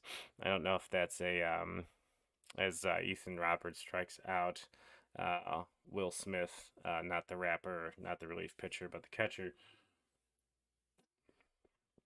But yeah, I think Corbin Burns, depending on the salary he commands, I don't think that's something the Cubs are looking to be a part of. Um, yeah, like Shane Bieber obviously having Tommy John, complicates. I was really interested in him as a trade target going into 2024. Obviously, he got hurt even after having a pretty solid start to the year. There's a lot of interesting players out there that could add to the depth. I feel like the Cubs need like a front end rotation arm still, but I'm not sure where they're gonna get it. Corbin Burns is 30. Um, I'm not sure how much of a contract I want to get him. I bet he ends up with like a 6, 7 year deal. Um, Maybe the downplay AAV, but I'm not sure I'm giving a pitcher, that strikeout rate continues to drop. Um, and give him that kind of money. Walker Bueller, a guy that like I was shocked when I looked up that he's like 30, 31, was a really like interesting high end pitcher for the Dodgers. Has not performed this year, but he's signing like a prove it deal somewhere. He's probably not signing with a playoff team unless like the Dodgers like have seen something they feel their analytics department can address. Um, so like we're looking at Max Fried, 30-year-old. Um, like the Dodgers, or sorry, the Braves have been really good about like retaining and not retaining the right guys. So it'll be interesting to see how involved they are in the Max Fried sweepstakes. I like the type of pitcher he is. Cubs like are pretty lefty dominant though. Not necessarily like that's like a problem, but like if you're looking at Imanaga, Steele, and maybe Jordan Wicks, I feel like he is potentially, like redundant. He's not like high end velocity strikeout type pitcher that I'd like to have at the top of this rotation. Blake Snell opts out. Similar, interesting. Like he's another lefty, but he is like a strikeout pitcher, and changes the conversation and the type of stuff he has. But beyond that, like I'm not seeing anything in this free agent market that's really just like blowing my skirt off, as they would say. Well, Nick Pavetta's got some strikeout stuff, but like he's not. He's like a fringe middle of the rotation, depth rotation type of play. Domingo Herman, the Cubs hit pretty hard the other day. Not really interested in seeing him. John Means, interesting player. There we go. Ian Happ with the leadoff single. So yeah, like starting pitching, like a very similar situation in the offense. We have Corbin Burns and then Blake Snell if he opts out, and just a bunch of garbage, and some interesting fly by night. So I feel like, um, I feel like it's really hard to think of like any of these guys really fitting in what the Cubs rotation is. Relief pitching wise, yeah, I don't think there's a hard and fast closer available. Which was kind of why I was banging the drum for the idea of Josh Hader. Like I understand like what he was commanding and what he ended up getting paid, which I don't think was as high as like as his contract negotiation could have gone. But yeah, he would have been fit in the timeline, lefty, strikeout, like multi-inning experience with Craig Counsell, like really fit into this bullpen group like pretty well. But like once again, like they've found like garbage, like on the waiver wire this year, with like Tyson Miller, and then they got Jorge Lopez, which like is gonna be, I believe he's a free agent. I'd like the Cubs to sign him depending on the type of deal, and like those guys have been so good for the Cubs. So I don't know if I'm yeah, I don't know how much I'm hunting for a closer, but like it does feel prudent for them to add arms to this rotation and this bullpen. I don't know where they're coming from. So like really just feels like, you're that's where it gets really interesting. And Kirk, yeah, sorry I'm getting long-winded. I did see yeah, no problem for the tickets. Like yeah, you earned those. By winning. Thanks for listening, and hope you continue to listen. But yeah, if we look at the 2025 free agent class, like yeah, Vladdy Guerrero Jr. Comes out. So like if you're looking at the Cubs trading for him, at this offseason, they're really only getting 1 year, 1 year of control. Um, so like there's not like the price is going to diminish, and like there's going to be a lot of incentive for the Blue Jays to really lock that up or not. You got Josh Naylor, who's an interesting offensive bat. Um, For third base or shortstop, you got Bo Bichette, which the Cubs don't really need a shortstop. Um, yeah, Kyle Tucker, a guy that is, maybe the Cubs could try the trade for. I don't see the Astros trading him. But yeah, a lot more interesting offensive options in the following year. And then, yeah, age wise and stuff, you've got in 2025, Dylan Cease, Zach Gallen, Framber. Um, there's some more interesting options. Michael Kopech, but he's a bullpen guy. Dustin May, we don't know about the health. A guy that looks like Carrot Top to me, but like yeah, just some more interesting options. Devin Williams is a free agent in 2025 for the bullpen. Edwin Diaz has an opt out. So like 2025 is another year, but like you could really argue too, going back to Juan Soto, like if you're gonna pay Juan Soto this offseason, there's not many other guys to pay. Like you're not like you should not be bogging down your books with people in this free agent class. Like that feels like a really big misstep. Like you should be going after Juan Soto, and there is a considerable amount of money coming off the books from the 2024 Cubs. So yeah, just yeah, there's my 2 cents. I can get pretty long winded, which has been a goal of the podcast to keep it under a half hour. So like these types of streams, give me an opportunity to talk a little bit longer and longer form about the Cubs. All right, say let's get on base here. Little number, no little number. Taylor.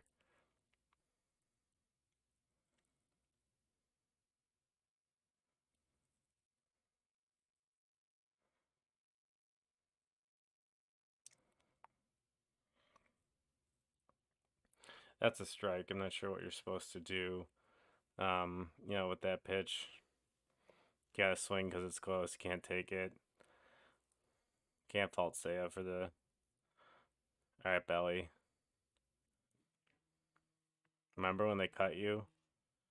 Make them pay. Let's see if we got someone on Twitch. Thank you so much for joining on Twitch today. If you are finding us for the first time, we are Bricks Behind the Ivy, a Cub podcast for Cub fans by Cub fans, and this is our live watch along with Game 3 versus the Dodgers as the Cubs look for a sweep. Obviously, the score is currently 7-3. Sweep is not really on the mind as much as comeback at the moment, as the Cubs 2.2% playoff odds, you kind of rest in the balance of every individual result. But if you have not followed us, we are an audio and a visual podcast. Check us out on YouTube. Subscribe today. If not, we're on Apple Podcasts, Spotify, and a shameless plug once again. Thank you so much to our sponsors. Wrigleyville Sports, the greatest sports store in Wrigleyville, adjacent to Wrigley Field. They have quick custom jerseys, and if you use code Ivy10, yes, that's code Ivy10 for 10% off of your total purchase on Wrigleyville Sports. Thank you so much for being a sponsor. And also, Yagi Road Roasting Company. Check out their unique and flavorful roast. Ah, oh, damn, that was crushed on their website, Yagi Road Roasting Company, and order your coffee today.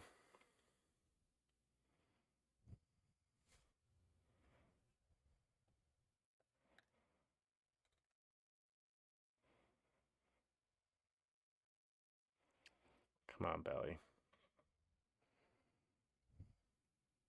See what you got. Ooh, 99. Got some giddy up on that.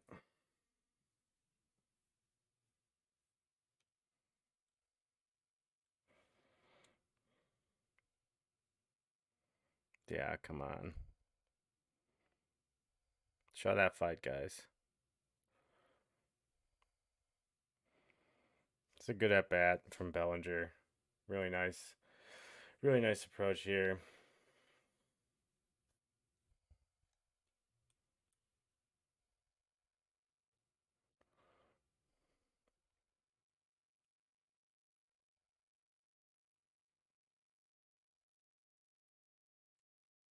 Oh man, it's almost 11 o'clock here in Chicago as the Cubs are trailing by 4 in just the fifth inning. Lots of scoring. 4 home runs in the first, if you missed it, by the Dodgers. Go, go. Oh, belly bomb! 7-6. Punishes the Dodgers again. Oh, Santa Maria, as they would say, and that will be the show. 103.8. Love when Cody Bellinger is getting to left center. That's when I feel like he's really dialed in his career. That's been a power alley for him. Yeah, no, don't opt out. Let's keep this man.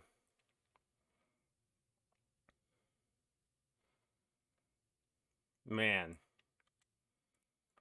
if you are watching right now, stay in the stream. This is now a rally stream. We are we are willing the Cubs to a victory in this one. PCA ramping up his boy Cody Bellinger. That's the end of Bobby Miller. 7-6. Still only one out here in the fifth. Oh man, baseball. I freaking love it. uh,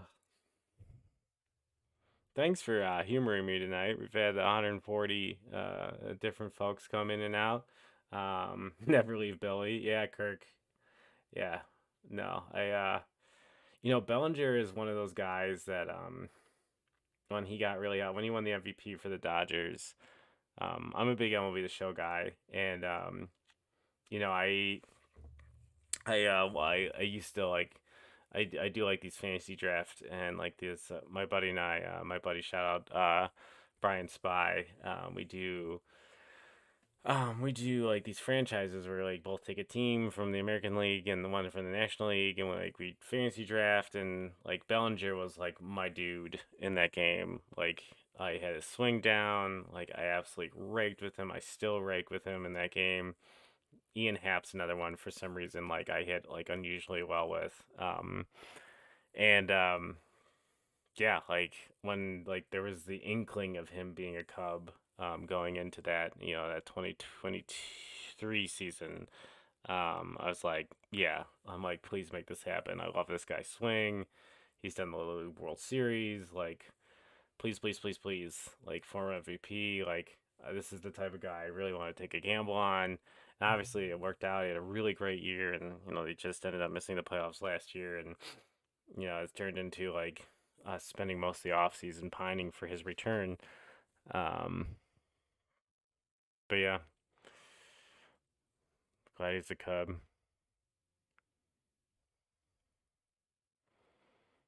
All right, Isak.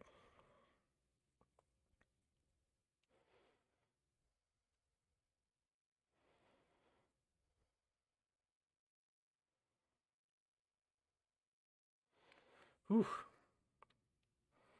I have to remember not to shout because it's 10:48 at night, and my kids and my wife and my dogs are all upstairs sleeping, and I don't want to scare the crap out of them, like jumping up and down, yelling at my computer.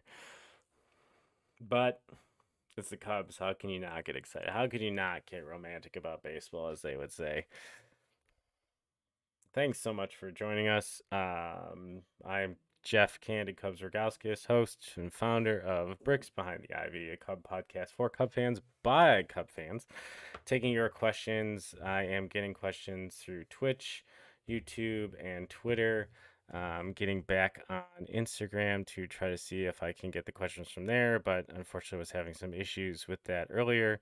Um, Thanks so much for joining us. If you have not watched or listened to the podcast, please check us out. We're on Apple, Spotify, or wherever you get your podcast. And we are on YouTube. We are a video podcast. We just eclipsed the 2,000 download spot mark on the audio, and we are over 10,000 views on YouTube as we closely approach 100 subscribers. So if you have been listening and you are here and you are a loyal listener, make sure you're sharing this podcast with your friends and making them brickheads themselves as well.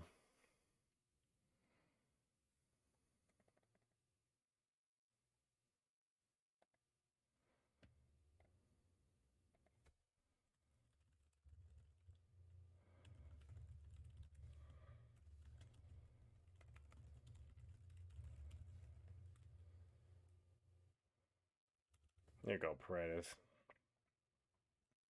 Nice to see him like lock in a little bit.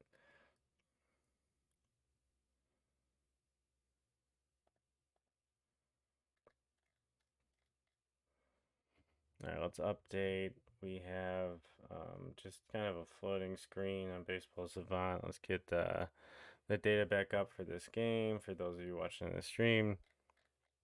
There's Belly's home run, 103.8. 830 expected. Only a home run in 10 ballparks. One of them is Wrigley. Hell yeah, Wood. Love that left center gap at Wrigley. Nice power alley for lefties. Can Bush give them the lead to continue the Dodger revenge in this series? What?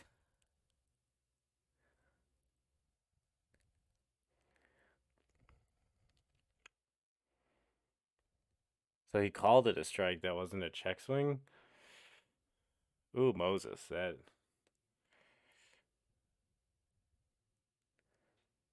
Is he calling that on a swing?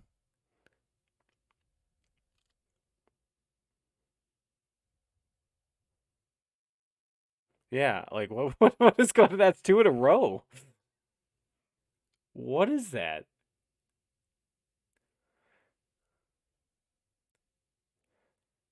He had to be calling them on the swing, right? Like that.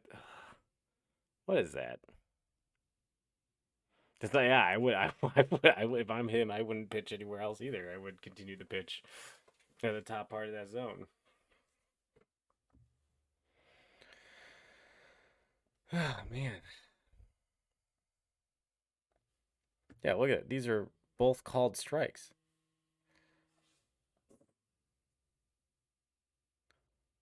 I was saying, then that's a strike. It's not. Wow. Ooh, this is a tough at bat.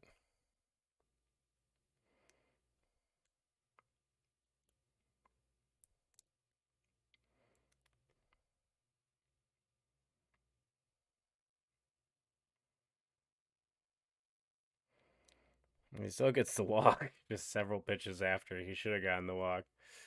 Yeah, egregious. Gonna have to get that no free ads obvious shirt. Egregious. Where's JD when you need him? Yeah, I talked about this earlier in the stream, but like I like Boog and JD. Like I know they're like Cub fans, like kind of like you know rag on them. I like that. I like their coverage. All right, come on, Nico.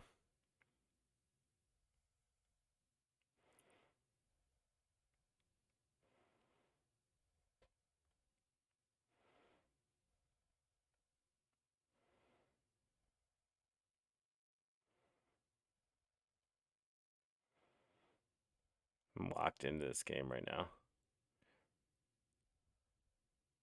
Yeah.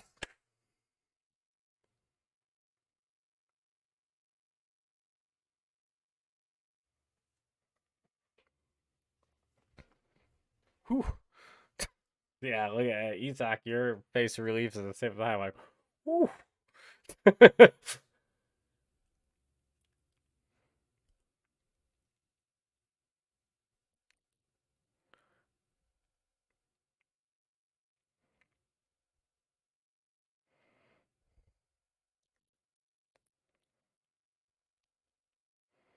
All right, this is like last night. Like, you gotta take advantage of this.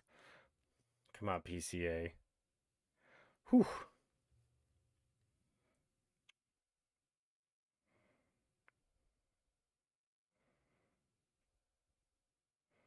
Yeah, that's a pretty that routine ground ball. That's not. It's been interesting. Yes.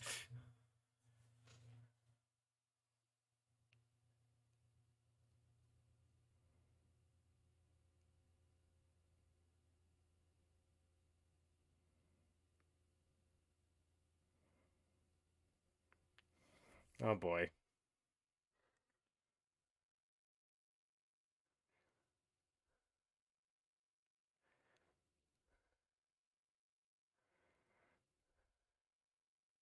I wonder if he thought there were two outs. That's not great base running from a usually great base strategy.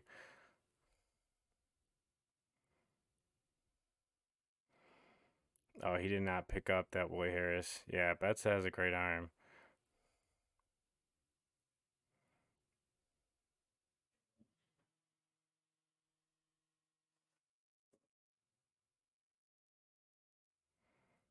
Yeah. The good news is PCA can score from first pretty much in every situation, but we got a tie game. We got a brand new ball game, kids. You know, they're a big hit Benny. This is the rally stream. Tell your friends. Get them on here. We can't risk it, guys. We've been scoring. Up to the minute score check on teams the Cubs are trailing the wild card. The Giants are obliterating the Brewers, 11-1. The Padres are losing 5-2, so that kind of helps the Cubs. As we talked about earlier, the Diamondbacks absolutely destroyed the Rangers. The Mets beat the Blue Jays. The Nationals did beat the Braves. Phillies did win. So there is theoretical, well, not theoretical, there is some ground that being made up.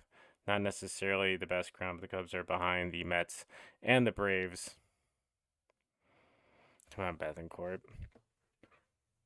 Once again, we have Mr. PCA being a huge part of the game. 100.2 as he continues to just increase what his future potential value is because he is a very valuable player for his glove alone. The bat is developed. Bethencourt.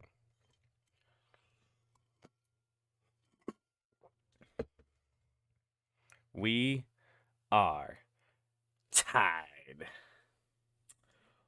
Woo! See, I'm just like you guys. I get pretty revved up too. I've said this like multiple times. I love baseball. I'm not ready for the off season. I hope the Cubs can make a little bit of a run here and make this season have more games because I'm not ready for the Cubs season to be over.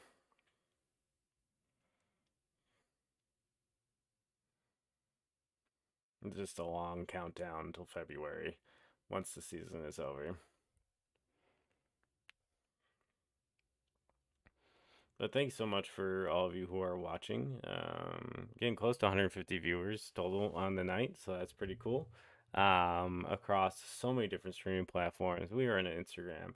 We are on Twitch. We are on YouTube. We are on. We are not on Facebook. It says we're on Facebook in the counter, but we're not on Facebook. But we are on Twitter. I think I said that already. Um, so thank you so much. If you're asking questions or interacting on Instagram, please hop over to YouTube or Twitch or Twitter. Those comments are coming through on my stream. The Instagram ones are not, which is no fun. If you have questions or things you want to talk about or just like generally celebrate what's going on with the Cubs with me, then yeah, like, just hop in and send me your stuff, guys. Happy to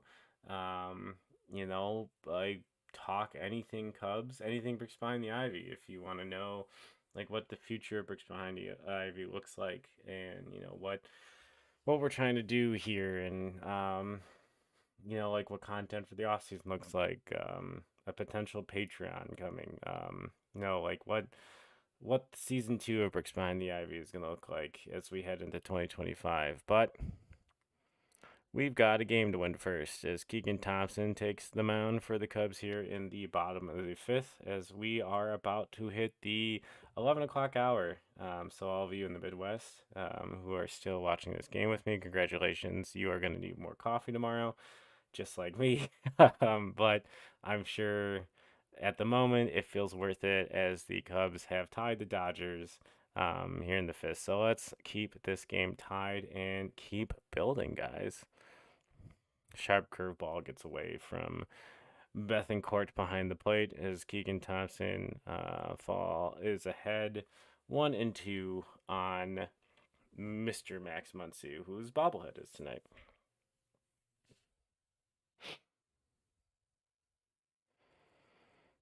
Some real sharp breaking stuff he's laid off here.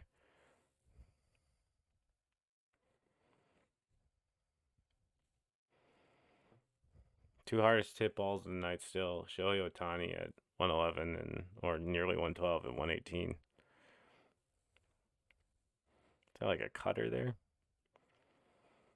All right, please don't walk him.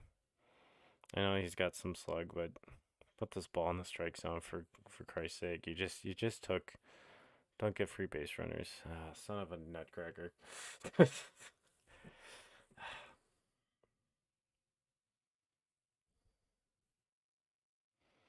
Yeah, he's like poor man's Kyle Schwarber. He's got really high on base. He's got a lot of slug.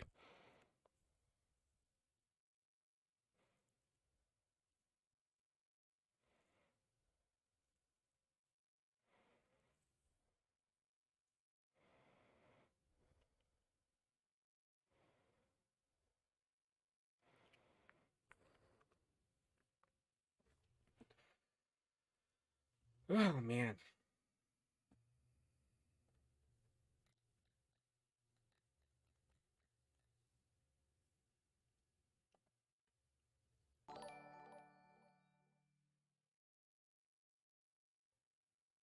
There we go.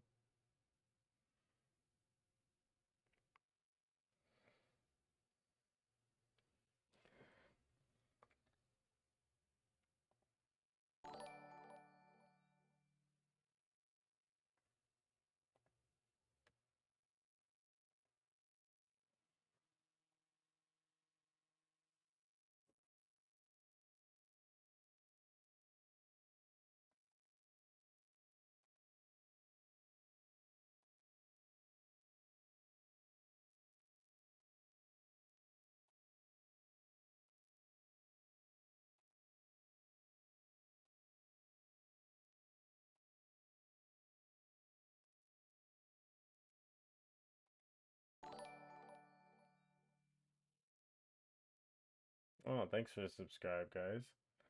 And thanks for joining the Bricks Behind the Ivy family. Nice to see some subscriptions on there. And as we ever approach a nice. There we go. Got it out there. But nice to see. Oh, another subscription. Thanks, guys. But yeah, nice to see the YouTube page is getting close to 100 subscribers. Haven't streamed on Twitch all that much. Trying to have more live interactions with fans of the program as we continue to craft Bricks Behind the Ivy as the podcast for Cub fans by Cub fans. Here's the big at bat in this game.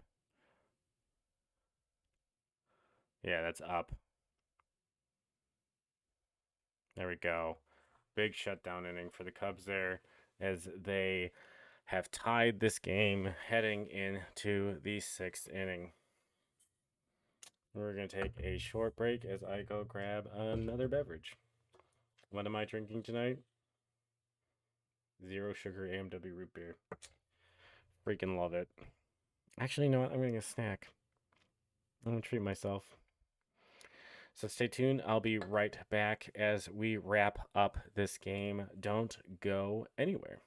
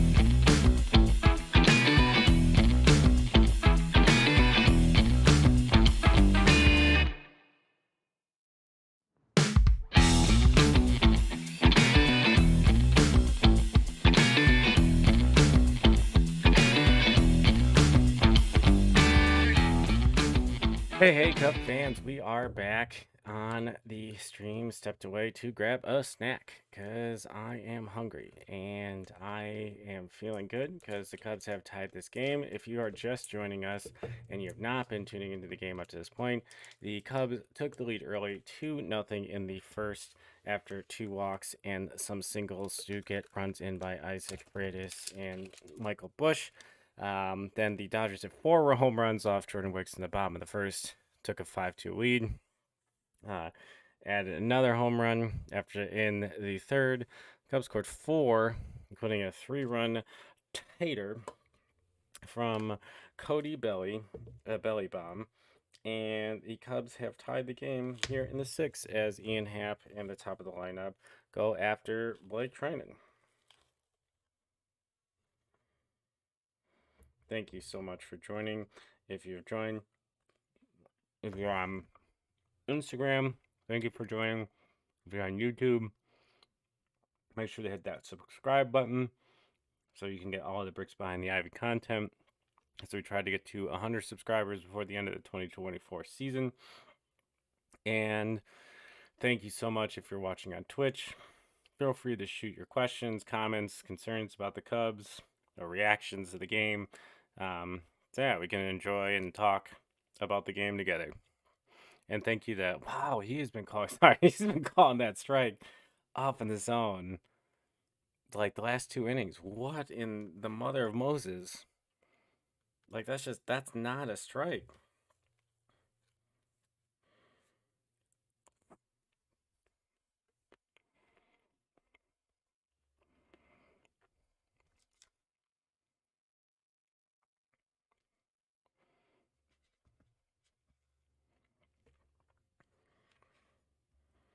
And half grounds out to first base.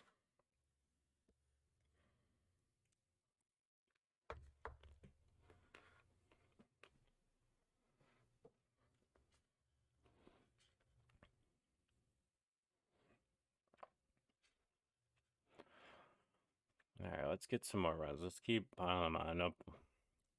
You know what? I want a Dansby dinger here. I want Lieutenant Dansby to get a hold of one. I'll run around my basement if he gets a home run right here. And I'm a man of my word. I'll get up and I'll do a full lap around this basement. No shame. Oof. That was a tight slider on the outside of the zone. Dansby missed.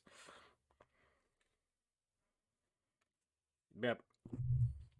Real quick plug to our sponsors. They're always amazing. Always great. Wrigleyville Sports.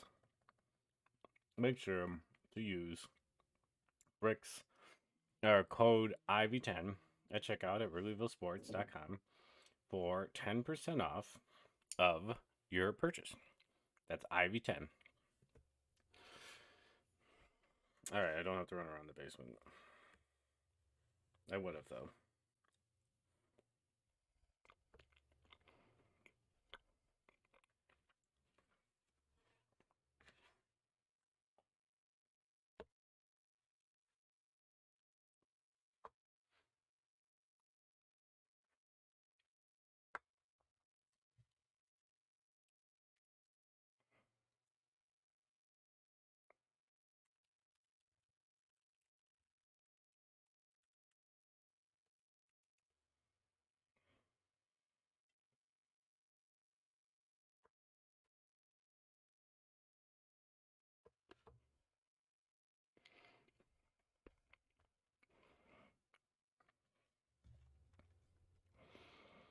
Tomorrow's a new episode of Bricks Behind the Ivy. Recording released on Friday. Man, I had an idea for the episode that I might have to scrap, depending on what happens tonight. Um, which is great. I would love to scrap my original idea. um, but yeah, we'll see. We'll see. Um, we'll see what happens.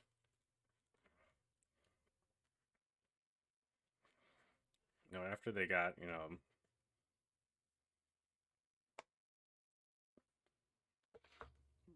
after losing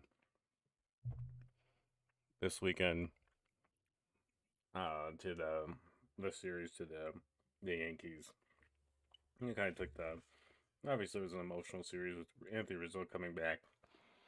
Yeah, I just lost a lot of leverage to the like and just motivation of around this team. I just felt like they had an opportunity, especially with those being home games, and yeah, they didn't really score runs and super frustrating. But yeah, the way that they came out and battled here on the road in LA and Ben, he sucked me back in. But yeah, the Cubs could really only, if they're gonna have a chance of making the playoffs, they could really only lose like 4 more times. That would put them at 88 wins, and even then, that might not get them in. They don't have any tiebreakers, so we'll see.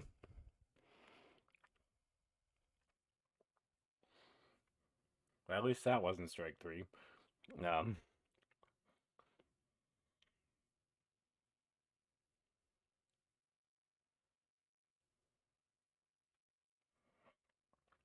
all right, I'm gonna say this.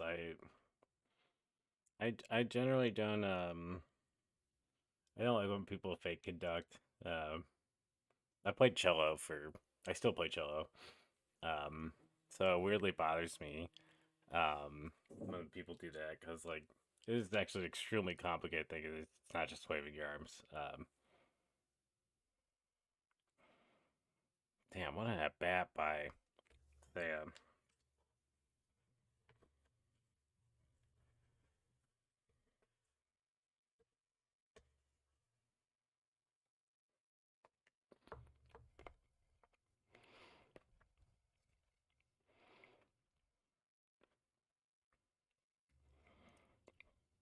How hard he hit that? That was a good at bat.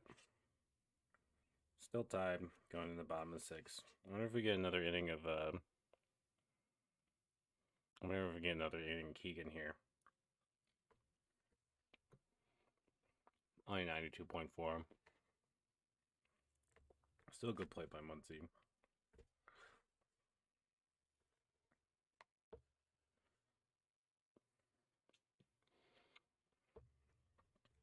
Hello, lone Twitch watcher. Feel free to shoot a comment. Let us know what you think. If you haven't checked out Bricks Behind the Ivy, please check out Bricks Behind the Ivy.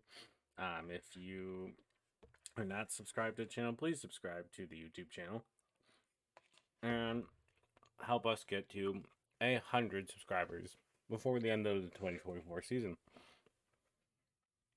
And thank you so much for watching the broadcast. Oh man, I'm getting tired. I'm not as young as I used to be, but I really enjoyed these late games because I get to watch all of them because it's after my kids go to sleep. But if the Cubs lose this game, I'm gonna sit and stew about it for like 2 hours after. If the Cubs win this game, I'm like way too amped up to go to sleep. So it's it is what it is.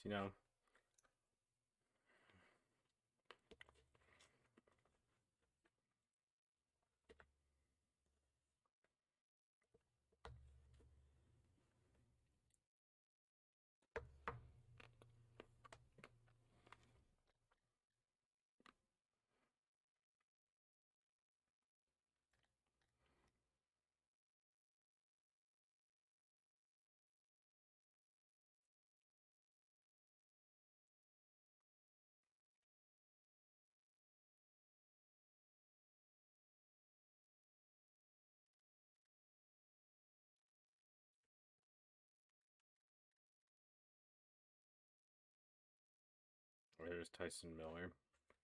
So I feel like at some point, depending on how the Cubs score, they're gonna need to get 2 innings from one of these guys.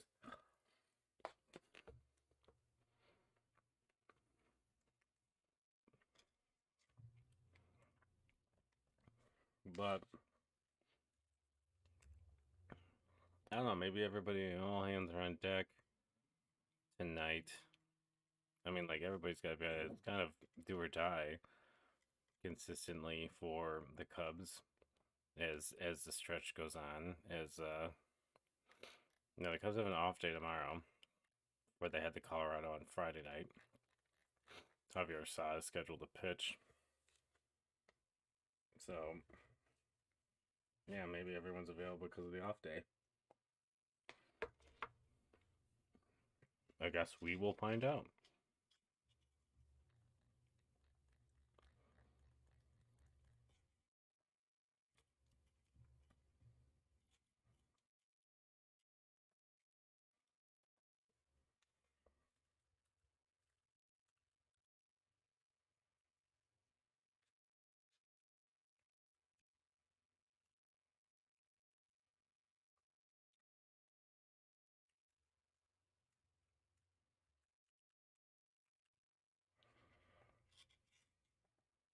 No, 2 outs. Keep it rolling, boys.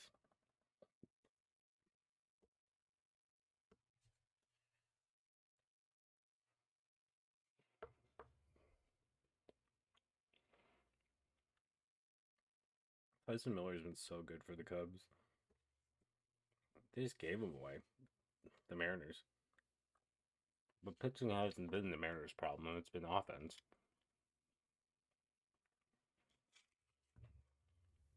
It stinks, like they are, very good, a solid club, but yeah, offensively they just have not put it all together. And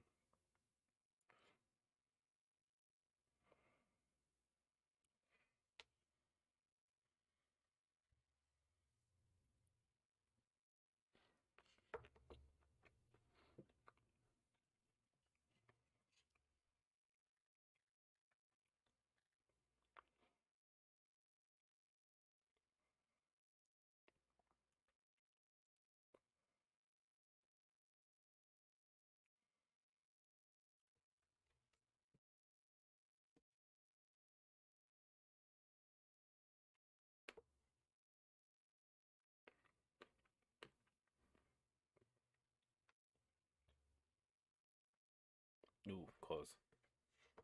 Good pitch.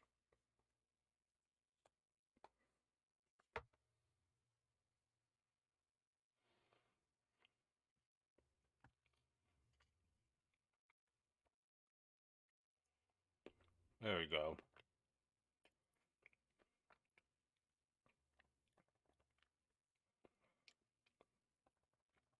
Tyson Miller, man.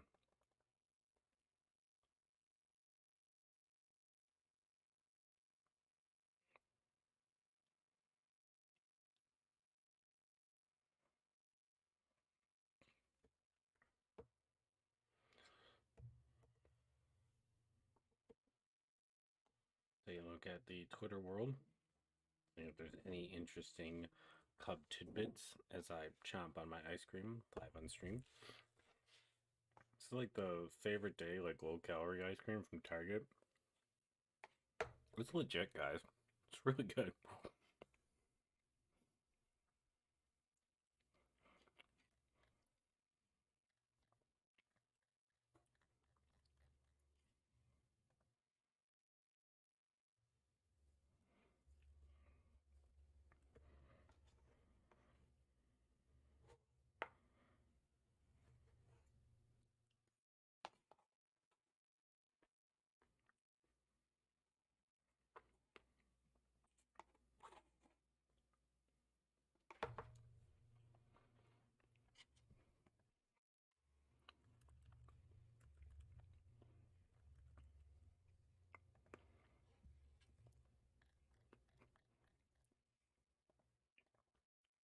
Sharing this on the BBTI feed.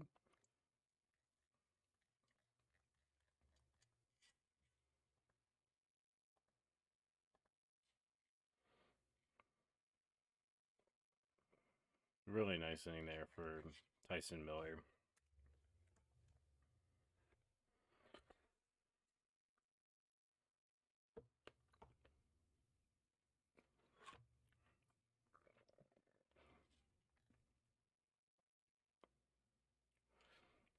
All right, right, Cubbies. Let's take the lead here.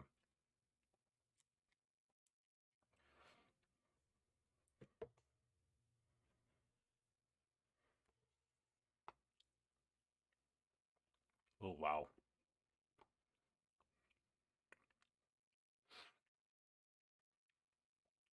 Like, I kind of get why, for the matchups and stuff, you put in a lefty versus Bellinger, but like traditionally he cooks lefties, so I don't get why. Um, but you go Michael Bush. I'm assuming so you get two lefties.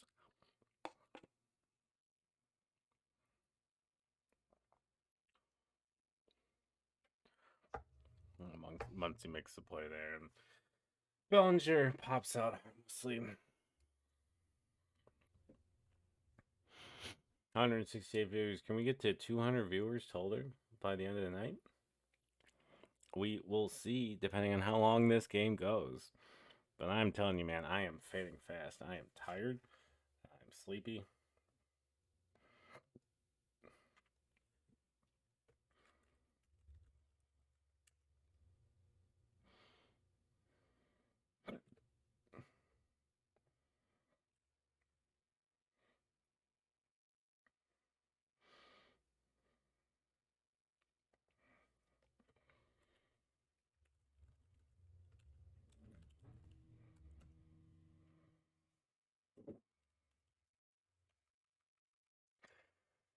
Ooh, 169 viewers. All right. All right, come on, Isak. Isak this one out of the park. Hey, Kirk, you're still around. Yeah, I'd like to see a home run here. Unless you already know there's a home run because your feet is faster than mine. Don't tell me. I want it to be a surprise. But yeah, thanks for joining the feed, everyone, so far tonight. We are Bricks Behind the Ivy, a Cub podcast for Cub fans by Cub fans, every Friday during the regular season, except for last Friday, because a guy fell through my roof. True story. Um, and I had insurance. My roof was damaged from hailstorms here in the Midwest. I was getting a new fence or a new roof, and we knew that like once they took the roof off, that the wood paneling underneath the roof was probably going to be damaged. It was. It was extremely damaged on the. Ooh, it was almost a very very good bud. It was extremely damaged on the back end of the house. He stepped on it, fell through the ceiling into my house. He's okay. I like my house is okay. Still waiting on a contractor to come and fix the hole in the ceiling in the drywall. Um, so yeah, did not get to record Bricks Behind the Ivy last week because was busy like trying to figure out how to manage a guy falling through my ceiling. So it's yeah, just a really unique and special moment. Life always is filled with curveballs. Um, was not home when it happened. I was with my son at the doctor. Um, Still crazy, absolutely crazy.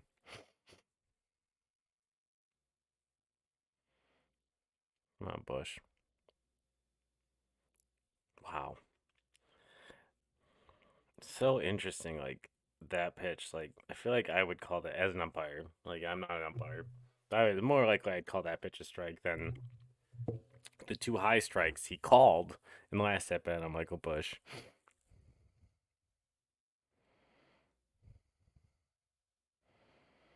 Come on, Michael.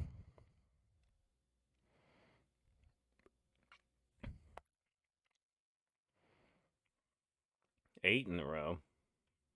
If we get a ninth one, we should flag Danny Rocket. Cubs need 2 more runs. And we can do the Danny Rocket 9 times tweet. Um, Always one of my favorite. Mainly because Ferris Bueller's Day Off is one of my favorite movies of all time. Next, next to Wayne's World as well. Um, Two Chicago area based films, one Saturday Night Live based film, but it was not actually filmed in Aurora, Illinois. It was filmed in Wisconsin. But that is the setting for Wayne's World. Now that this has turned into a Wayne's World discussion, not a Cubs discussion.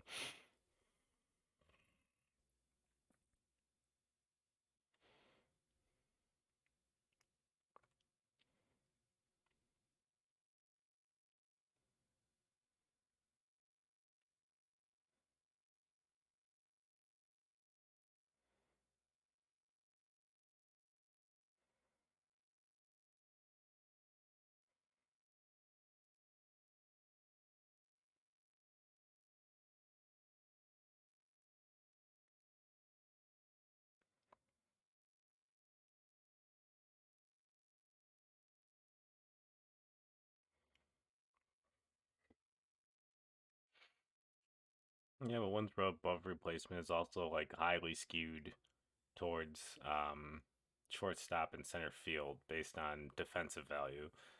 They're talking about wins above replacement and Lindor versus Otani. I mean, Otani's having an insane season, but yeah, like, are we Mike Trouting him?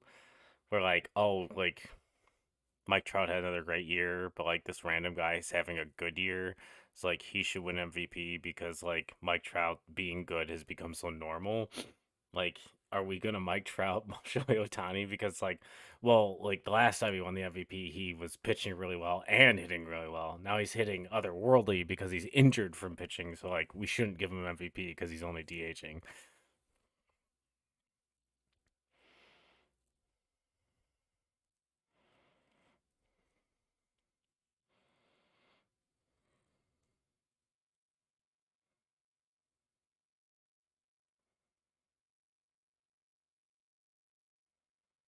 Oh yeah, 9/11. My condolences to anyone out there who was greatly affected by the tragedy or the ensuing military actions. And thank you to the servicemen and women. Thank you to all the firefighters, police officers. Condolences to families from tragedy all those years ago now. Um, which is hard to imagine. It feels so fresh in my mind as something that happened, but 23 years ago we saw the unthinkable happen on television. um those are images that was in sixth grade, and yeah, just in my mind, like really cemented in my mind forever. um it's yeah, thank you to all the servicemen and women out there, and condolences to all the families and such affected, and shout out to John Stewart, who has done a ton of work for veterans or for families of victims of 9/11, as he worked tirelessly to ensure individuals that should receive different insurance and pension benefits as support from losing loved ones in the attacks from 9/11 continue to receive those benefits, um, as some of them, like who died on the day or died post hoc of critical lung illnesses and stuff associated with ingesting a ton of soot and stuff and working through the debris. He just did a lot of work to make sure that families and other victims were given the protections and the services they deserved. So shout out to John Stewart and his work in that regard. But still got someone on Twitch. Thank you for joining the Cubs watch along from with Bricks Behind the Ivy. I am Jeff Candy Cubs Rogowskis, host and founder of Bricks Behind the Ivy, a Cubs podcast for Cub fans by Cub fans. We are a weekly podcast. We are on every Friday, and We are available on YouTube and wherever you get your audio podcasts as well. Apple Podcasts, Spotify Podcasts. We're on Alexa. Just ask Alexa to play us. She'll play us wherever you want to listen. Distributed by Podbean. And thank you to our sponsors, Wrigleyville Sports, the best Cubs memorabilia store in Wrigleyville, family run business since 1990. Use code IV10 at checkout for 10% off of your purchase. And also our new sponsor and owned by fellow alum of Valparaiso University, Yagi Road Coffee Roasters. Some of the best coffee I've ever tasted in my life. They do some really awesome roasts to their beans. Just bought a bunch of it, including some stickers for my laptop, my Bricks Behind the Ivy Beast machine that does all the editing and such for the episodes. Check them out at Yagi Road. I have an affiliate link in the information in my link tree. If you order there, it'll help grow my partnership with Yagi Road Roasting Company. So thank you to both of them who have become such a big part of the Bricks Behind the Ivy family. All right, Sean Armstrong takes over for Tyson Miller here in the bottom of the seventh as the Cubs continue to try to maintain this as a tie game and maybe win their ninth straight road game. Tommy Edman, who has crushed Cubs lefties in this series, has 3 home runs in the season. All of them in the series, all of them versus Cub left-handers. 1 versus Jordan Wicks tonight, and 2 versus Shota Imanaga last evening. If you're wondering, if you are looking at this on Instagram, you are seeing the vertical placement. The bottom of the page is Baseball Savant, one of my favorite things to track during the game.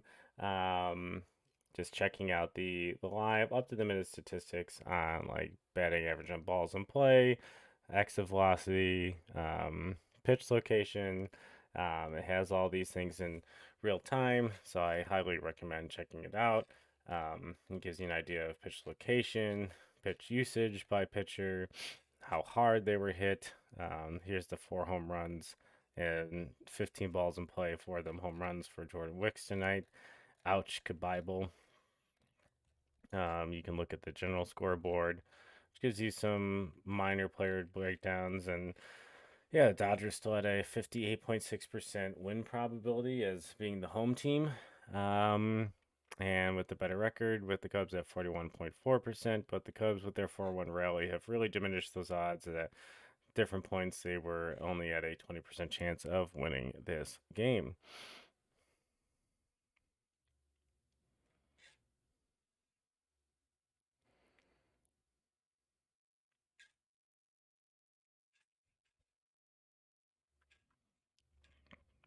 If you are watching Instagram, feel free to hop over to Twitter or YouTube or Twitch to drop comments in the chat about questions you may have about the Chicago Cubs, comments you may have about Bricks Behind the Ivy, or what you're seeing, so we can enjoy this game together as a watch along. And I'll answer them as they come in.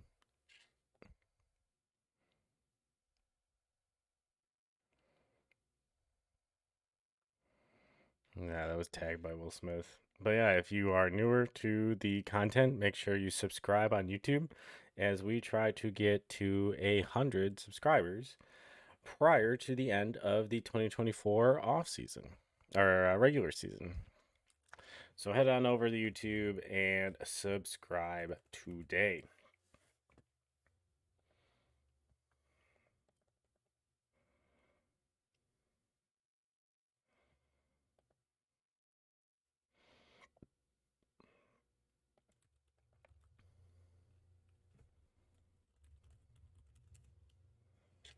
There we go. Michael Bush.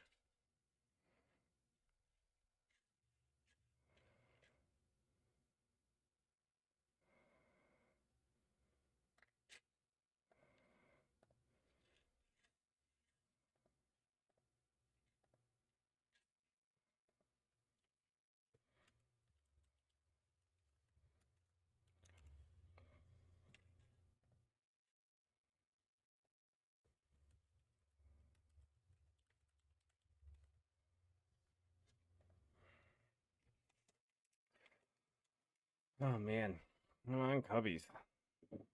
11:35 Chicago time. I am getting tired, and I would like the Cubs to win. Man on third, 2 outs. Armstrong, the Cubs picked up on waivers.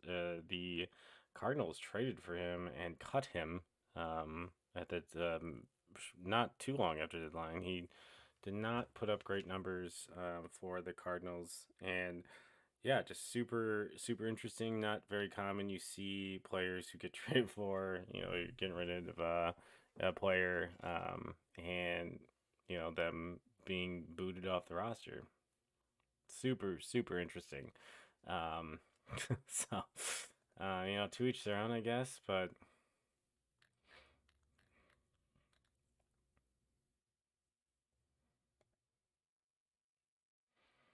Ball Balls Clock on Twitter pointed out that yeah, Prentice has been on 4 times tonight. CHGO Cubs on that as well. Really nice to see, Prentice getting on base.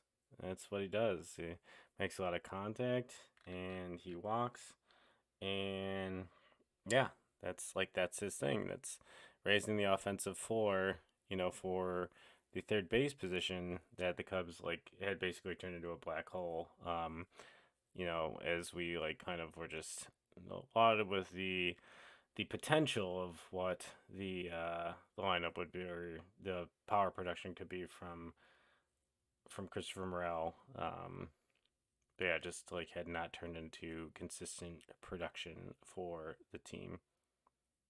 And that's the go ahead hit by Gavin Lux right there. Tagged by Gavin Lux, who's playing second base, and to replace Tris Taylor. 103.7.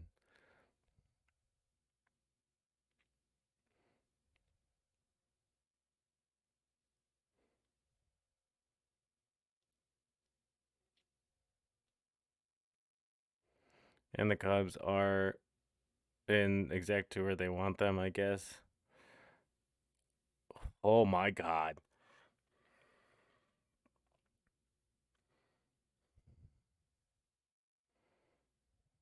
As,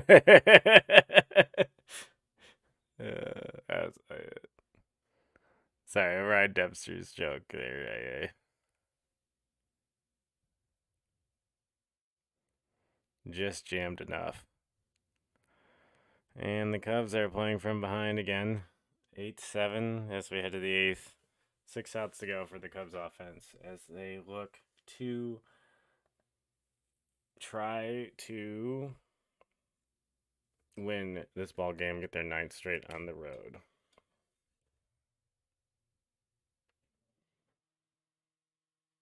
All right, just adjusting my camera really quick. Thank you so much for watching. Um,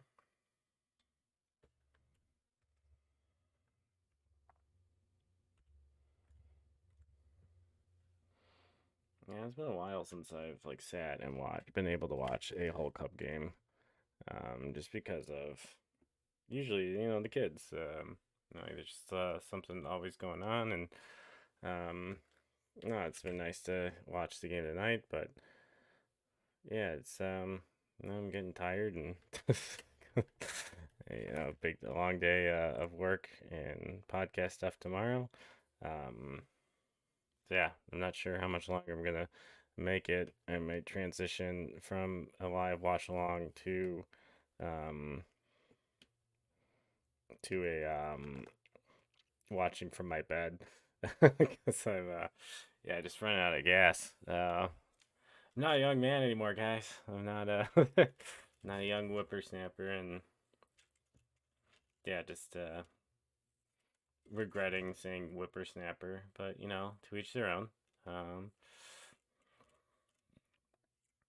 Thank you for those who have been tuning in most evening on Twitch. Um, Super cool. Thanks for checking us out. Um, Hopping in to check the chat room real quick to make sure that folks were Not in there. You know, looking for interaction. Oh, Gala won. Who do you think wins? I see you on the Twitch chat. Hey, sorry for the long delay in responding. I finally see your comments. But yeah, I'm hoping the Cubs win tonight. That's where my rooting interests are if it's not super obvious, but um yeah, I think like the Cubs putting together the end of this game with their bullpen, given the how they've used their bullpen prior in the series, that's going to be a challenge. If this goes into extra innings, it'll be interesting.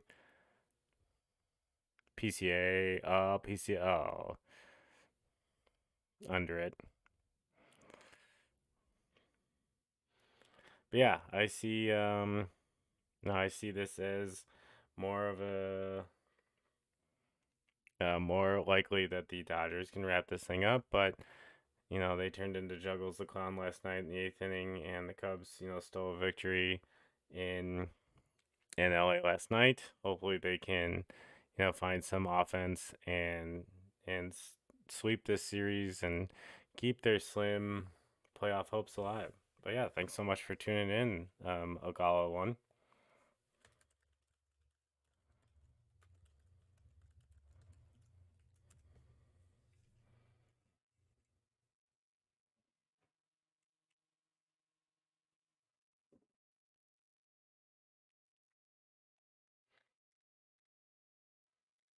If you're new to Bricks Behind the Ivy, please check us out on YouTube.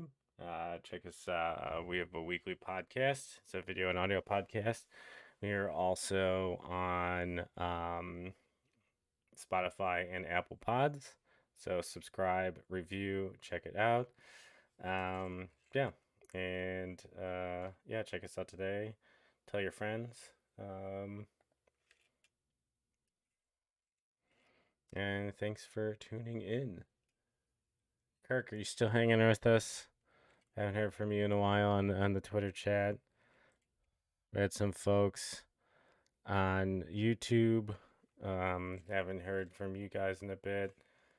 Instagram, if you are on Instagram, I am not seeing the comments coming there, so feel free to hop in on Twitch or YouTube or Twitter so I can see your comments as we hopefully wrap up this Cubby victory.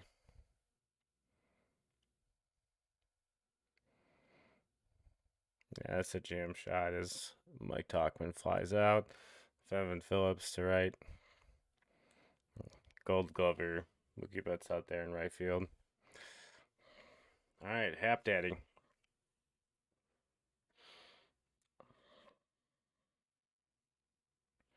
So I had like tagged repeatedly Boog Sciambi on Twitter and Instagram, asking him. I've been playing MLB The Show for years, asking him why is he called a Hap Daddy in MLB The Show, and I've literally never heard him called Hap Daddy on a broadcast or anywhere else. Um, so just trying to figure out like where the origin was, and he finally like replied. He said, "I'm gonna have to tell that story on the air." I watched religiously for a number of nights, and like he finally told the story, and it turns out it was like a off the cuff nickname that Theo Epstein had given Ian Happ after he had been drafted, and they were like doing some pregame work, and Hap was taking a at bat during spring training, and he's like, "Hold on, I gotta see the Hap Daddy bat," and that's where it. And it's not like Ian Happ come over. It's anointed by the great one, Theo Epstein, another inductee and current member of the Candid Cubs Hall of Fame. Oh, that's the Happer.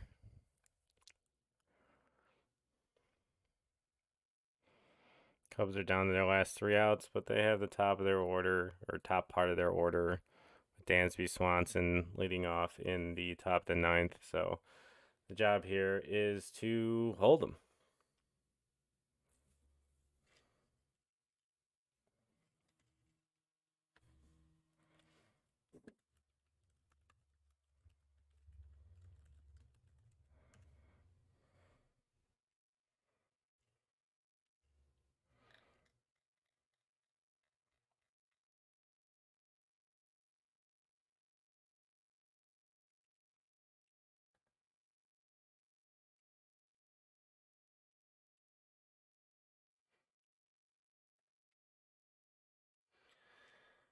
Oh man.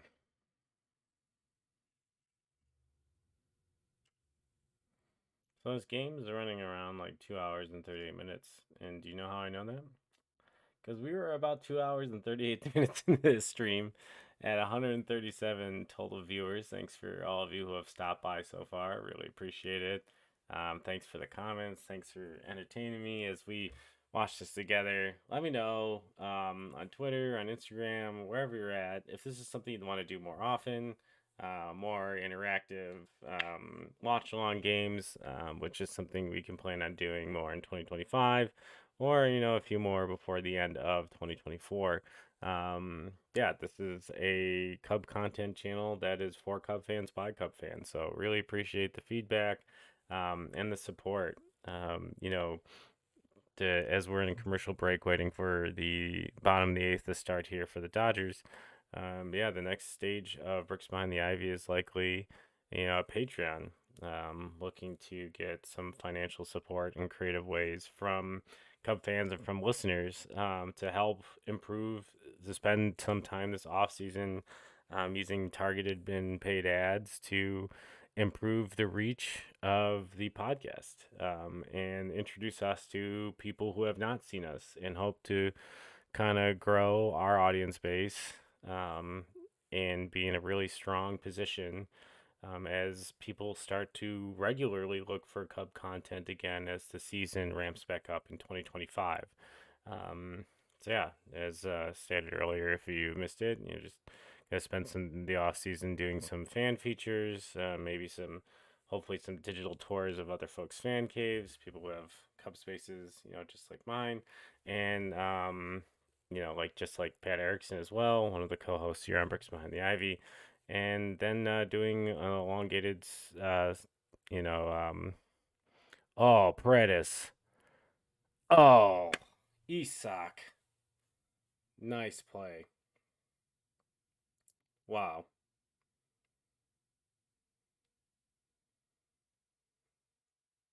Yeah, let's see this again.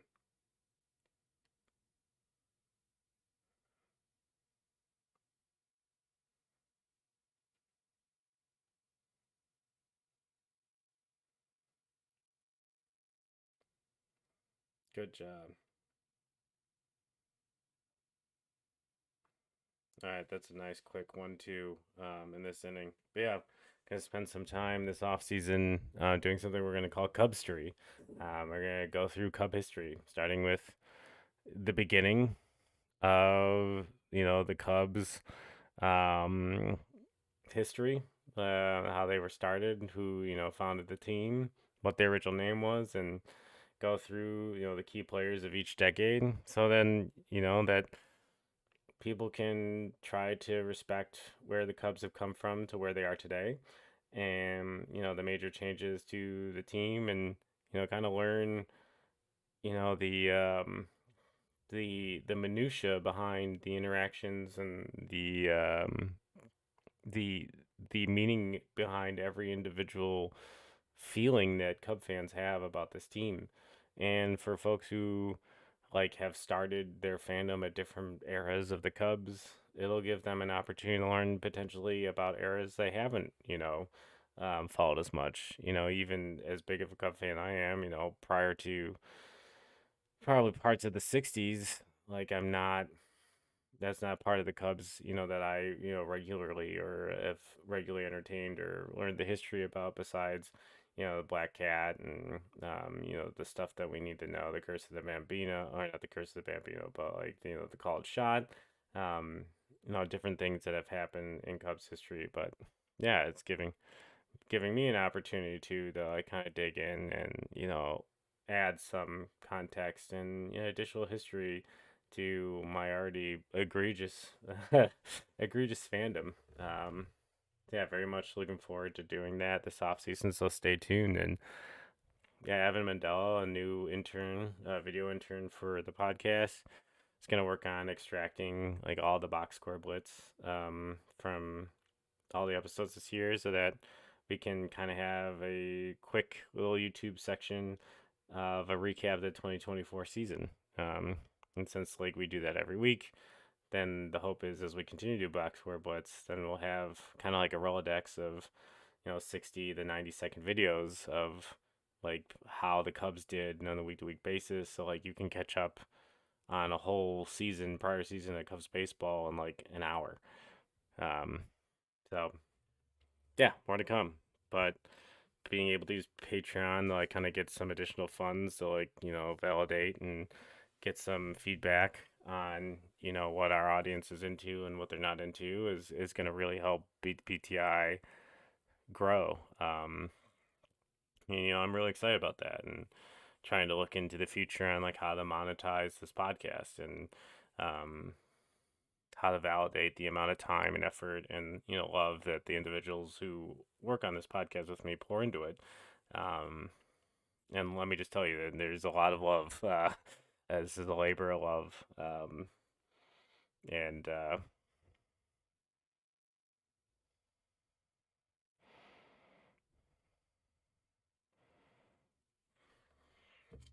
please get Tommy Edmond out. Yeah, 189 viewers. Come on, guys. We can get to 200. Let's do it, guys. Do it.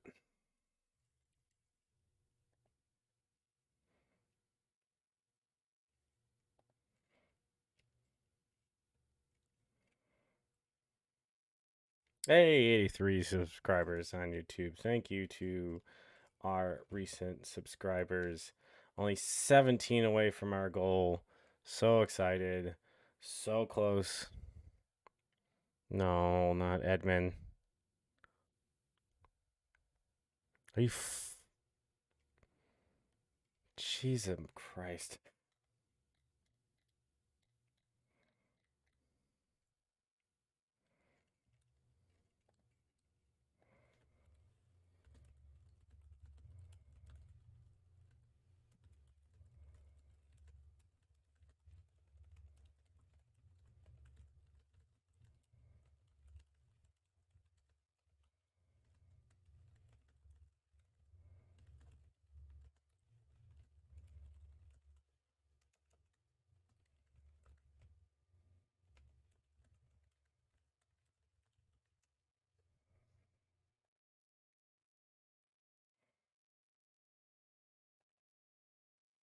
Oh man.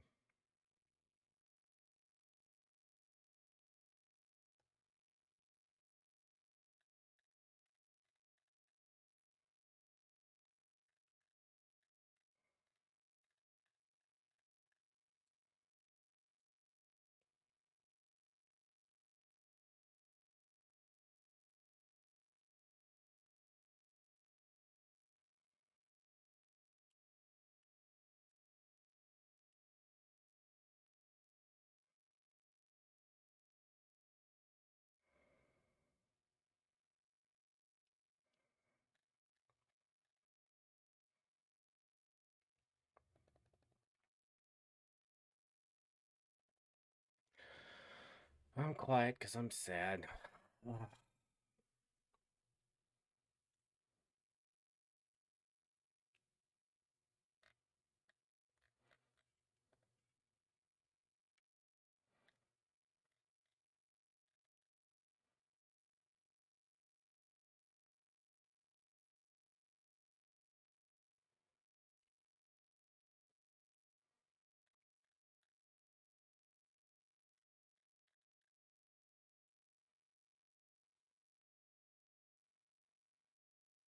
All right, Swanson and Suzuki get on, and Belly hits another three-run homer, and then we're here until 3 in the morning as they continue this hide for extra innings, right? Let's do that. Sounds good to me, right, guys? All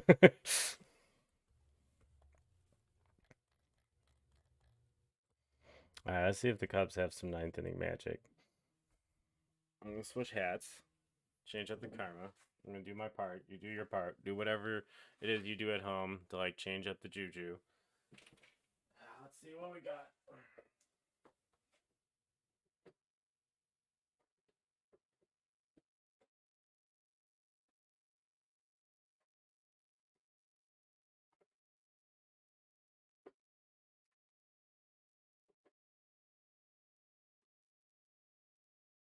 young spring training bear.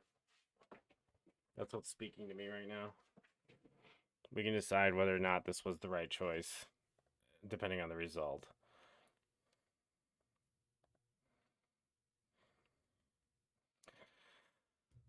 So let's see what we got.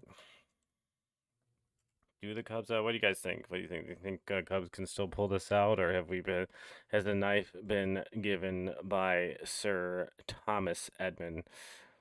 Let me know in the comments as we look to see if the Cubs can pull out.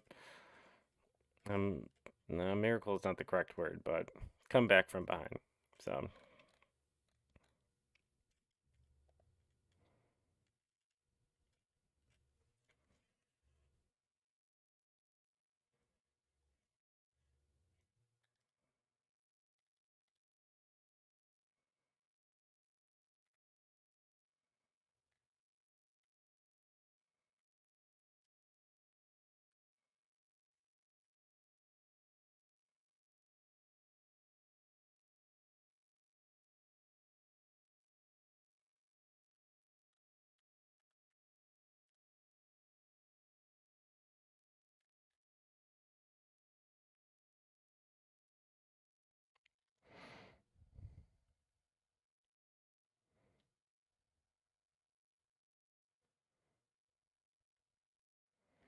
remember we were calling for the Cubs to trade for this guy, and we're like, oh, he's been bad.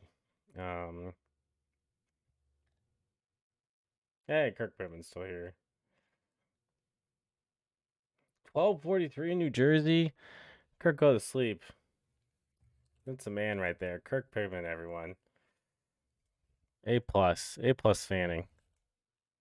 There we go. 3.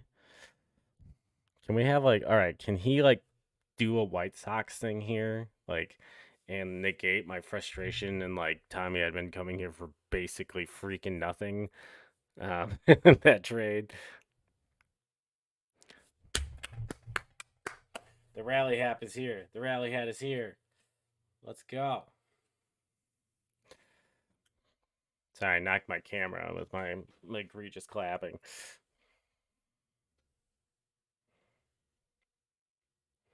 All right, come on, Saya. Let's see what you got. Tying run on deck.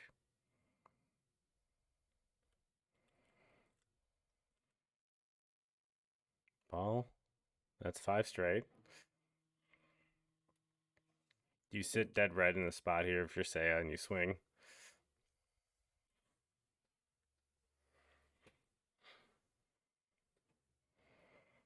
I think I might.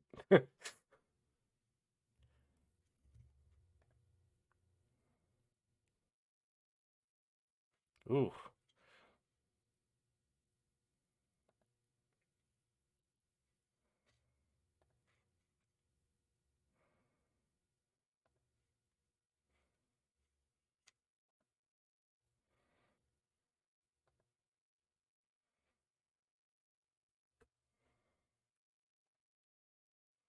Can we get one more rally? Rally, rally. The pitcher's name is Sally. I'm trying, guys. I'm doing everything I can. I'm going the extra mile for my Cubbies. Cause that's the type of person I am. I love this freaking team. I've loved them my whole life.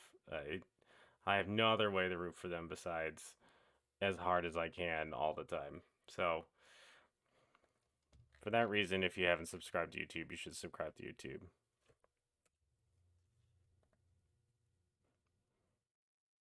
7 straight.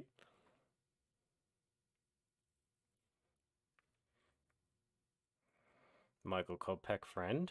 Question mark. Come on. That's a strike. All right. I'm okay with that. I'm okay with that.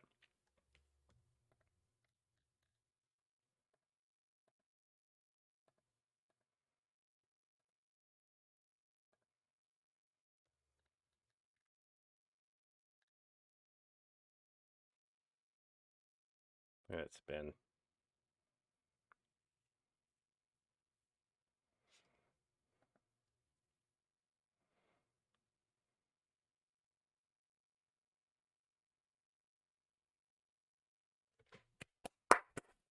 There we go. There we go. I'm amped up at 12:01 Central Time.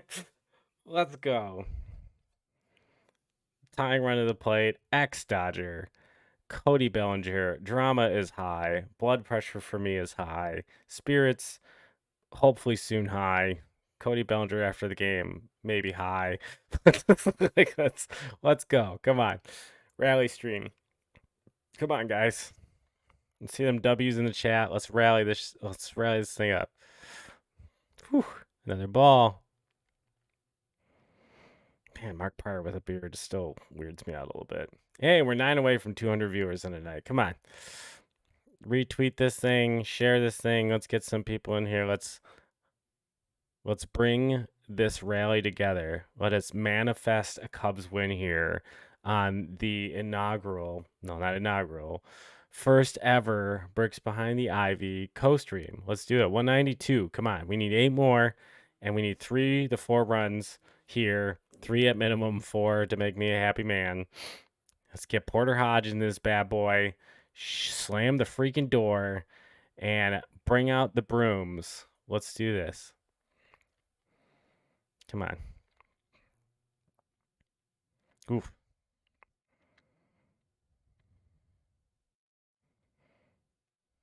Feel like it's a good cut there. Not mad about it.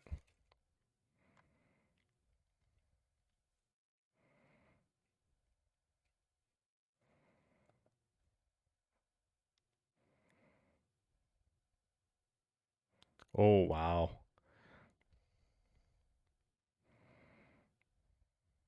I'd like to see, like, when they do this, I'd like to see the aerial view. I'd like to see where it is on the inside corner.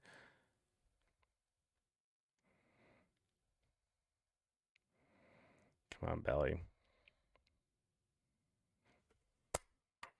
Let's go! It's the hat! I put on the freaking hat for this inning. Let's go! Come on. Uh,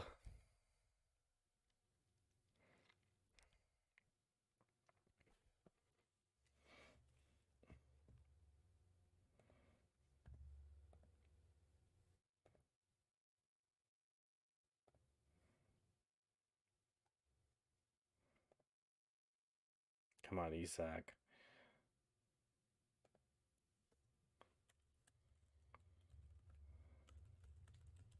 There we go.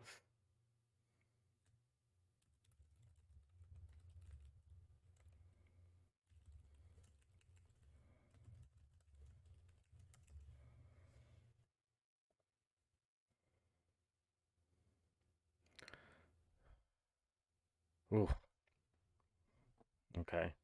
I mean, he hasn't been throwing strikes. 196. We're 4 away from our 200 views for tonight. We're doing this together. We're trying to get this rally. We're manifesting this rally here on the first ever. We got 2 on Twitch. Hell yeah. Welcome to the stream as we look to see if the change in my hats for the ninth inning can manifest a Cubs win, a sweep, and keep those 2.2%. Yeah, no, Kirk, no. Positive vibes only, man.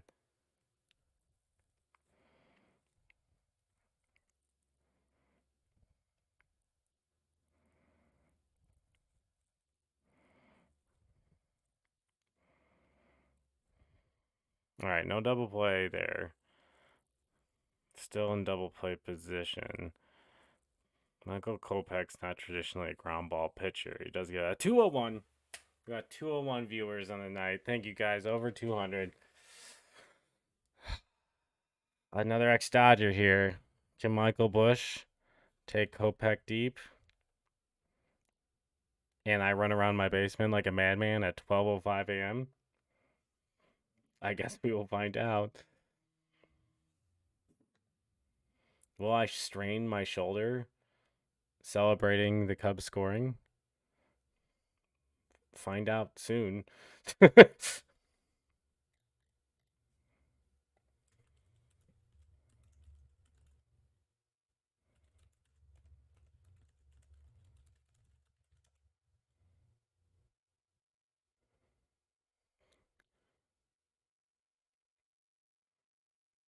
What are we doing?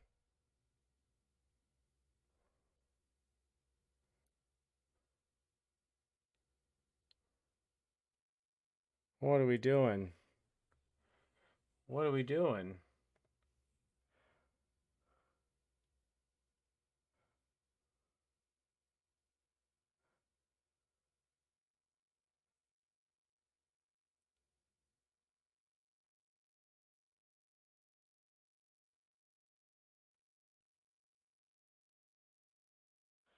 Yeah. Oh, for the love of God, now we're the high strike with.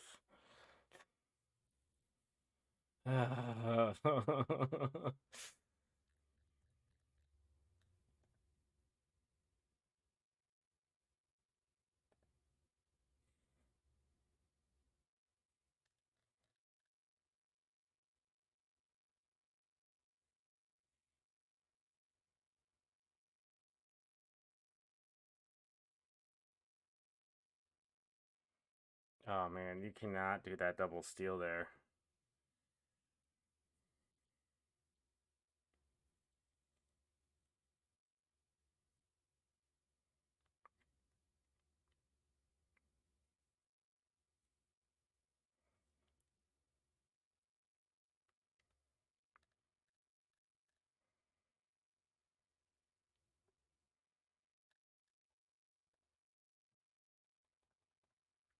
Well, 2 or 3 for no way. But with the Braves losing, as I said, the Cubs could likely only lose like 4 more to really keep themselves as a playoff team. I like the fight. I don't love the double steal there at the end of the game. Yeah. Yeah, it is what it is. I'm not in that chair. Michael Bush, if he hits it in the ground, the double play, you're not really, you're not getting a shot there. But in the same breath, like, if you're going to double steal, you got to be safe at third. Well, we got the 209 viewers. Yeah, double steal, though. Yuck. Yeah, Kirk, I'm there. Yeah, I put a lot of pressure in that situation. They have 2 outs, and he's now the tying run.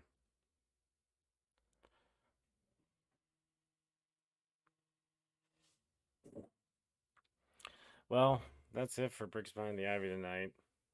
Exactly 3 hours in that broadcast, as promised in my scheduling on Twitch.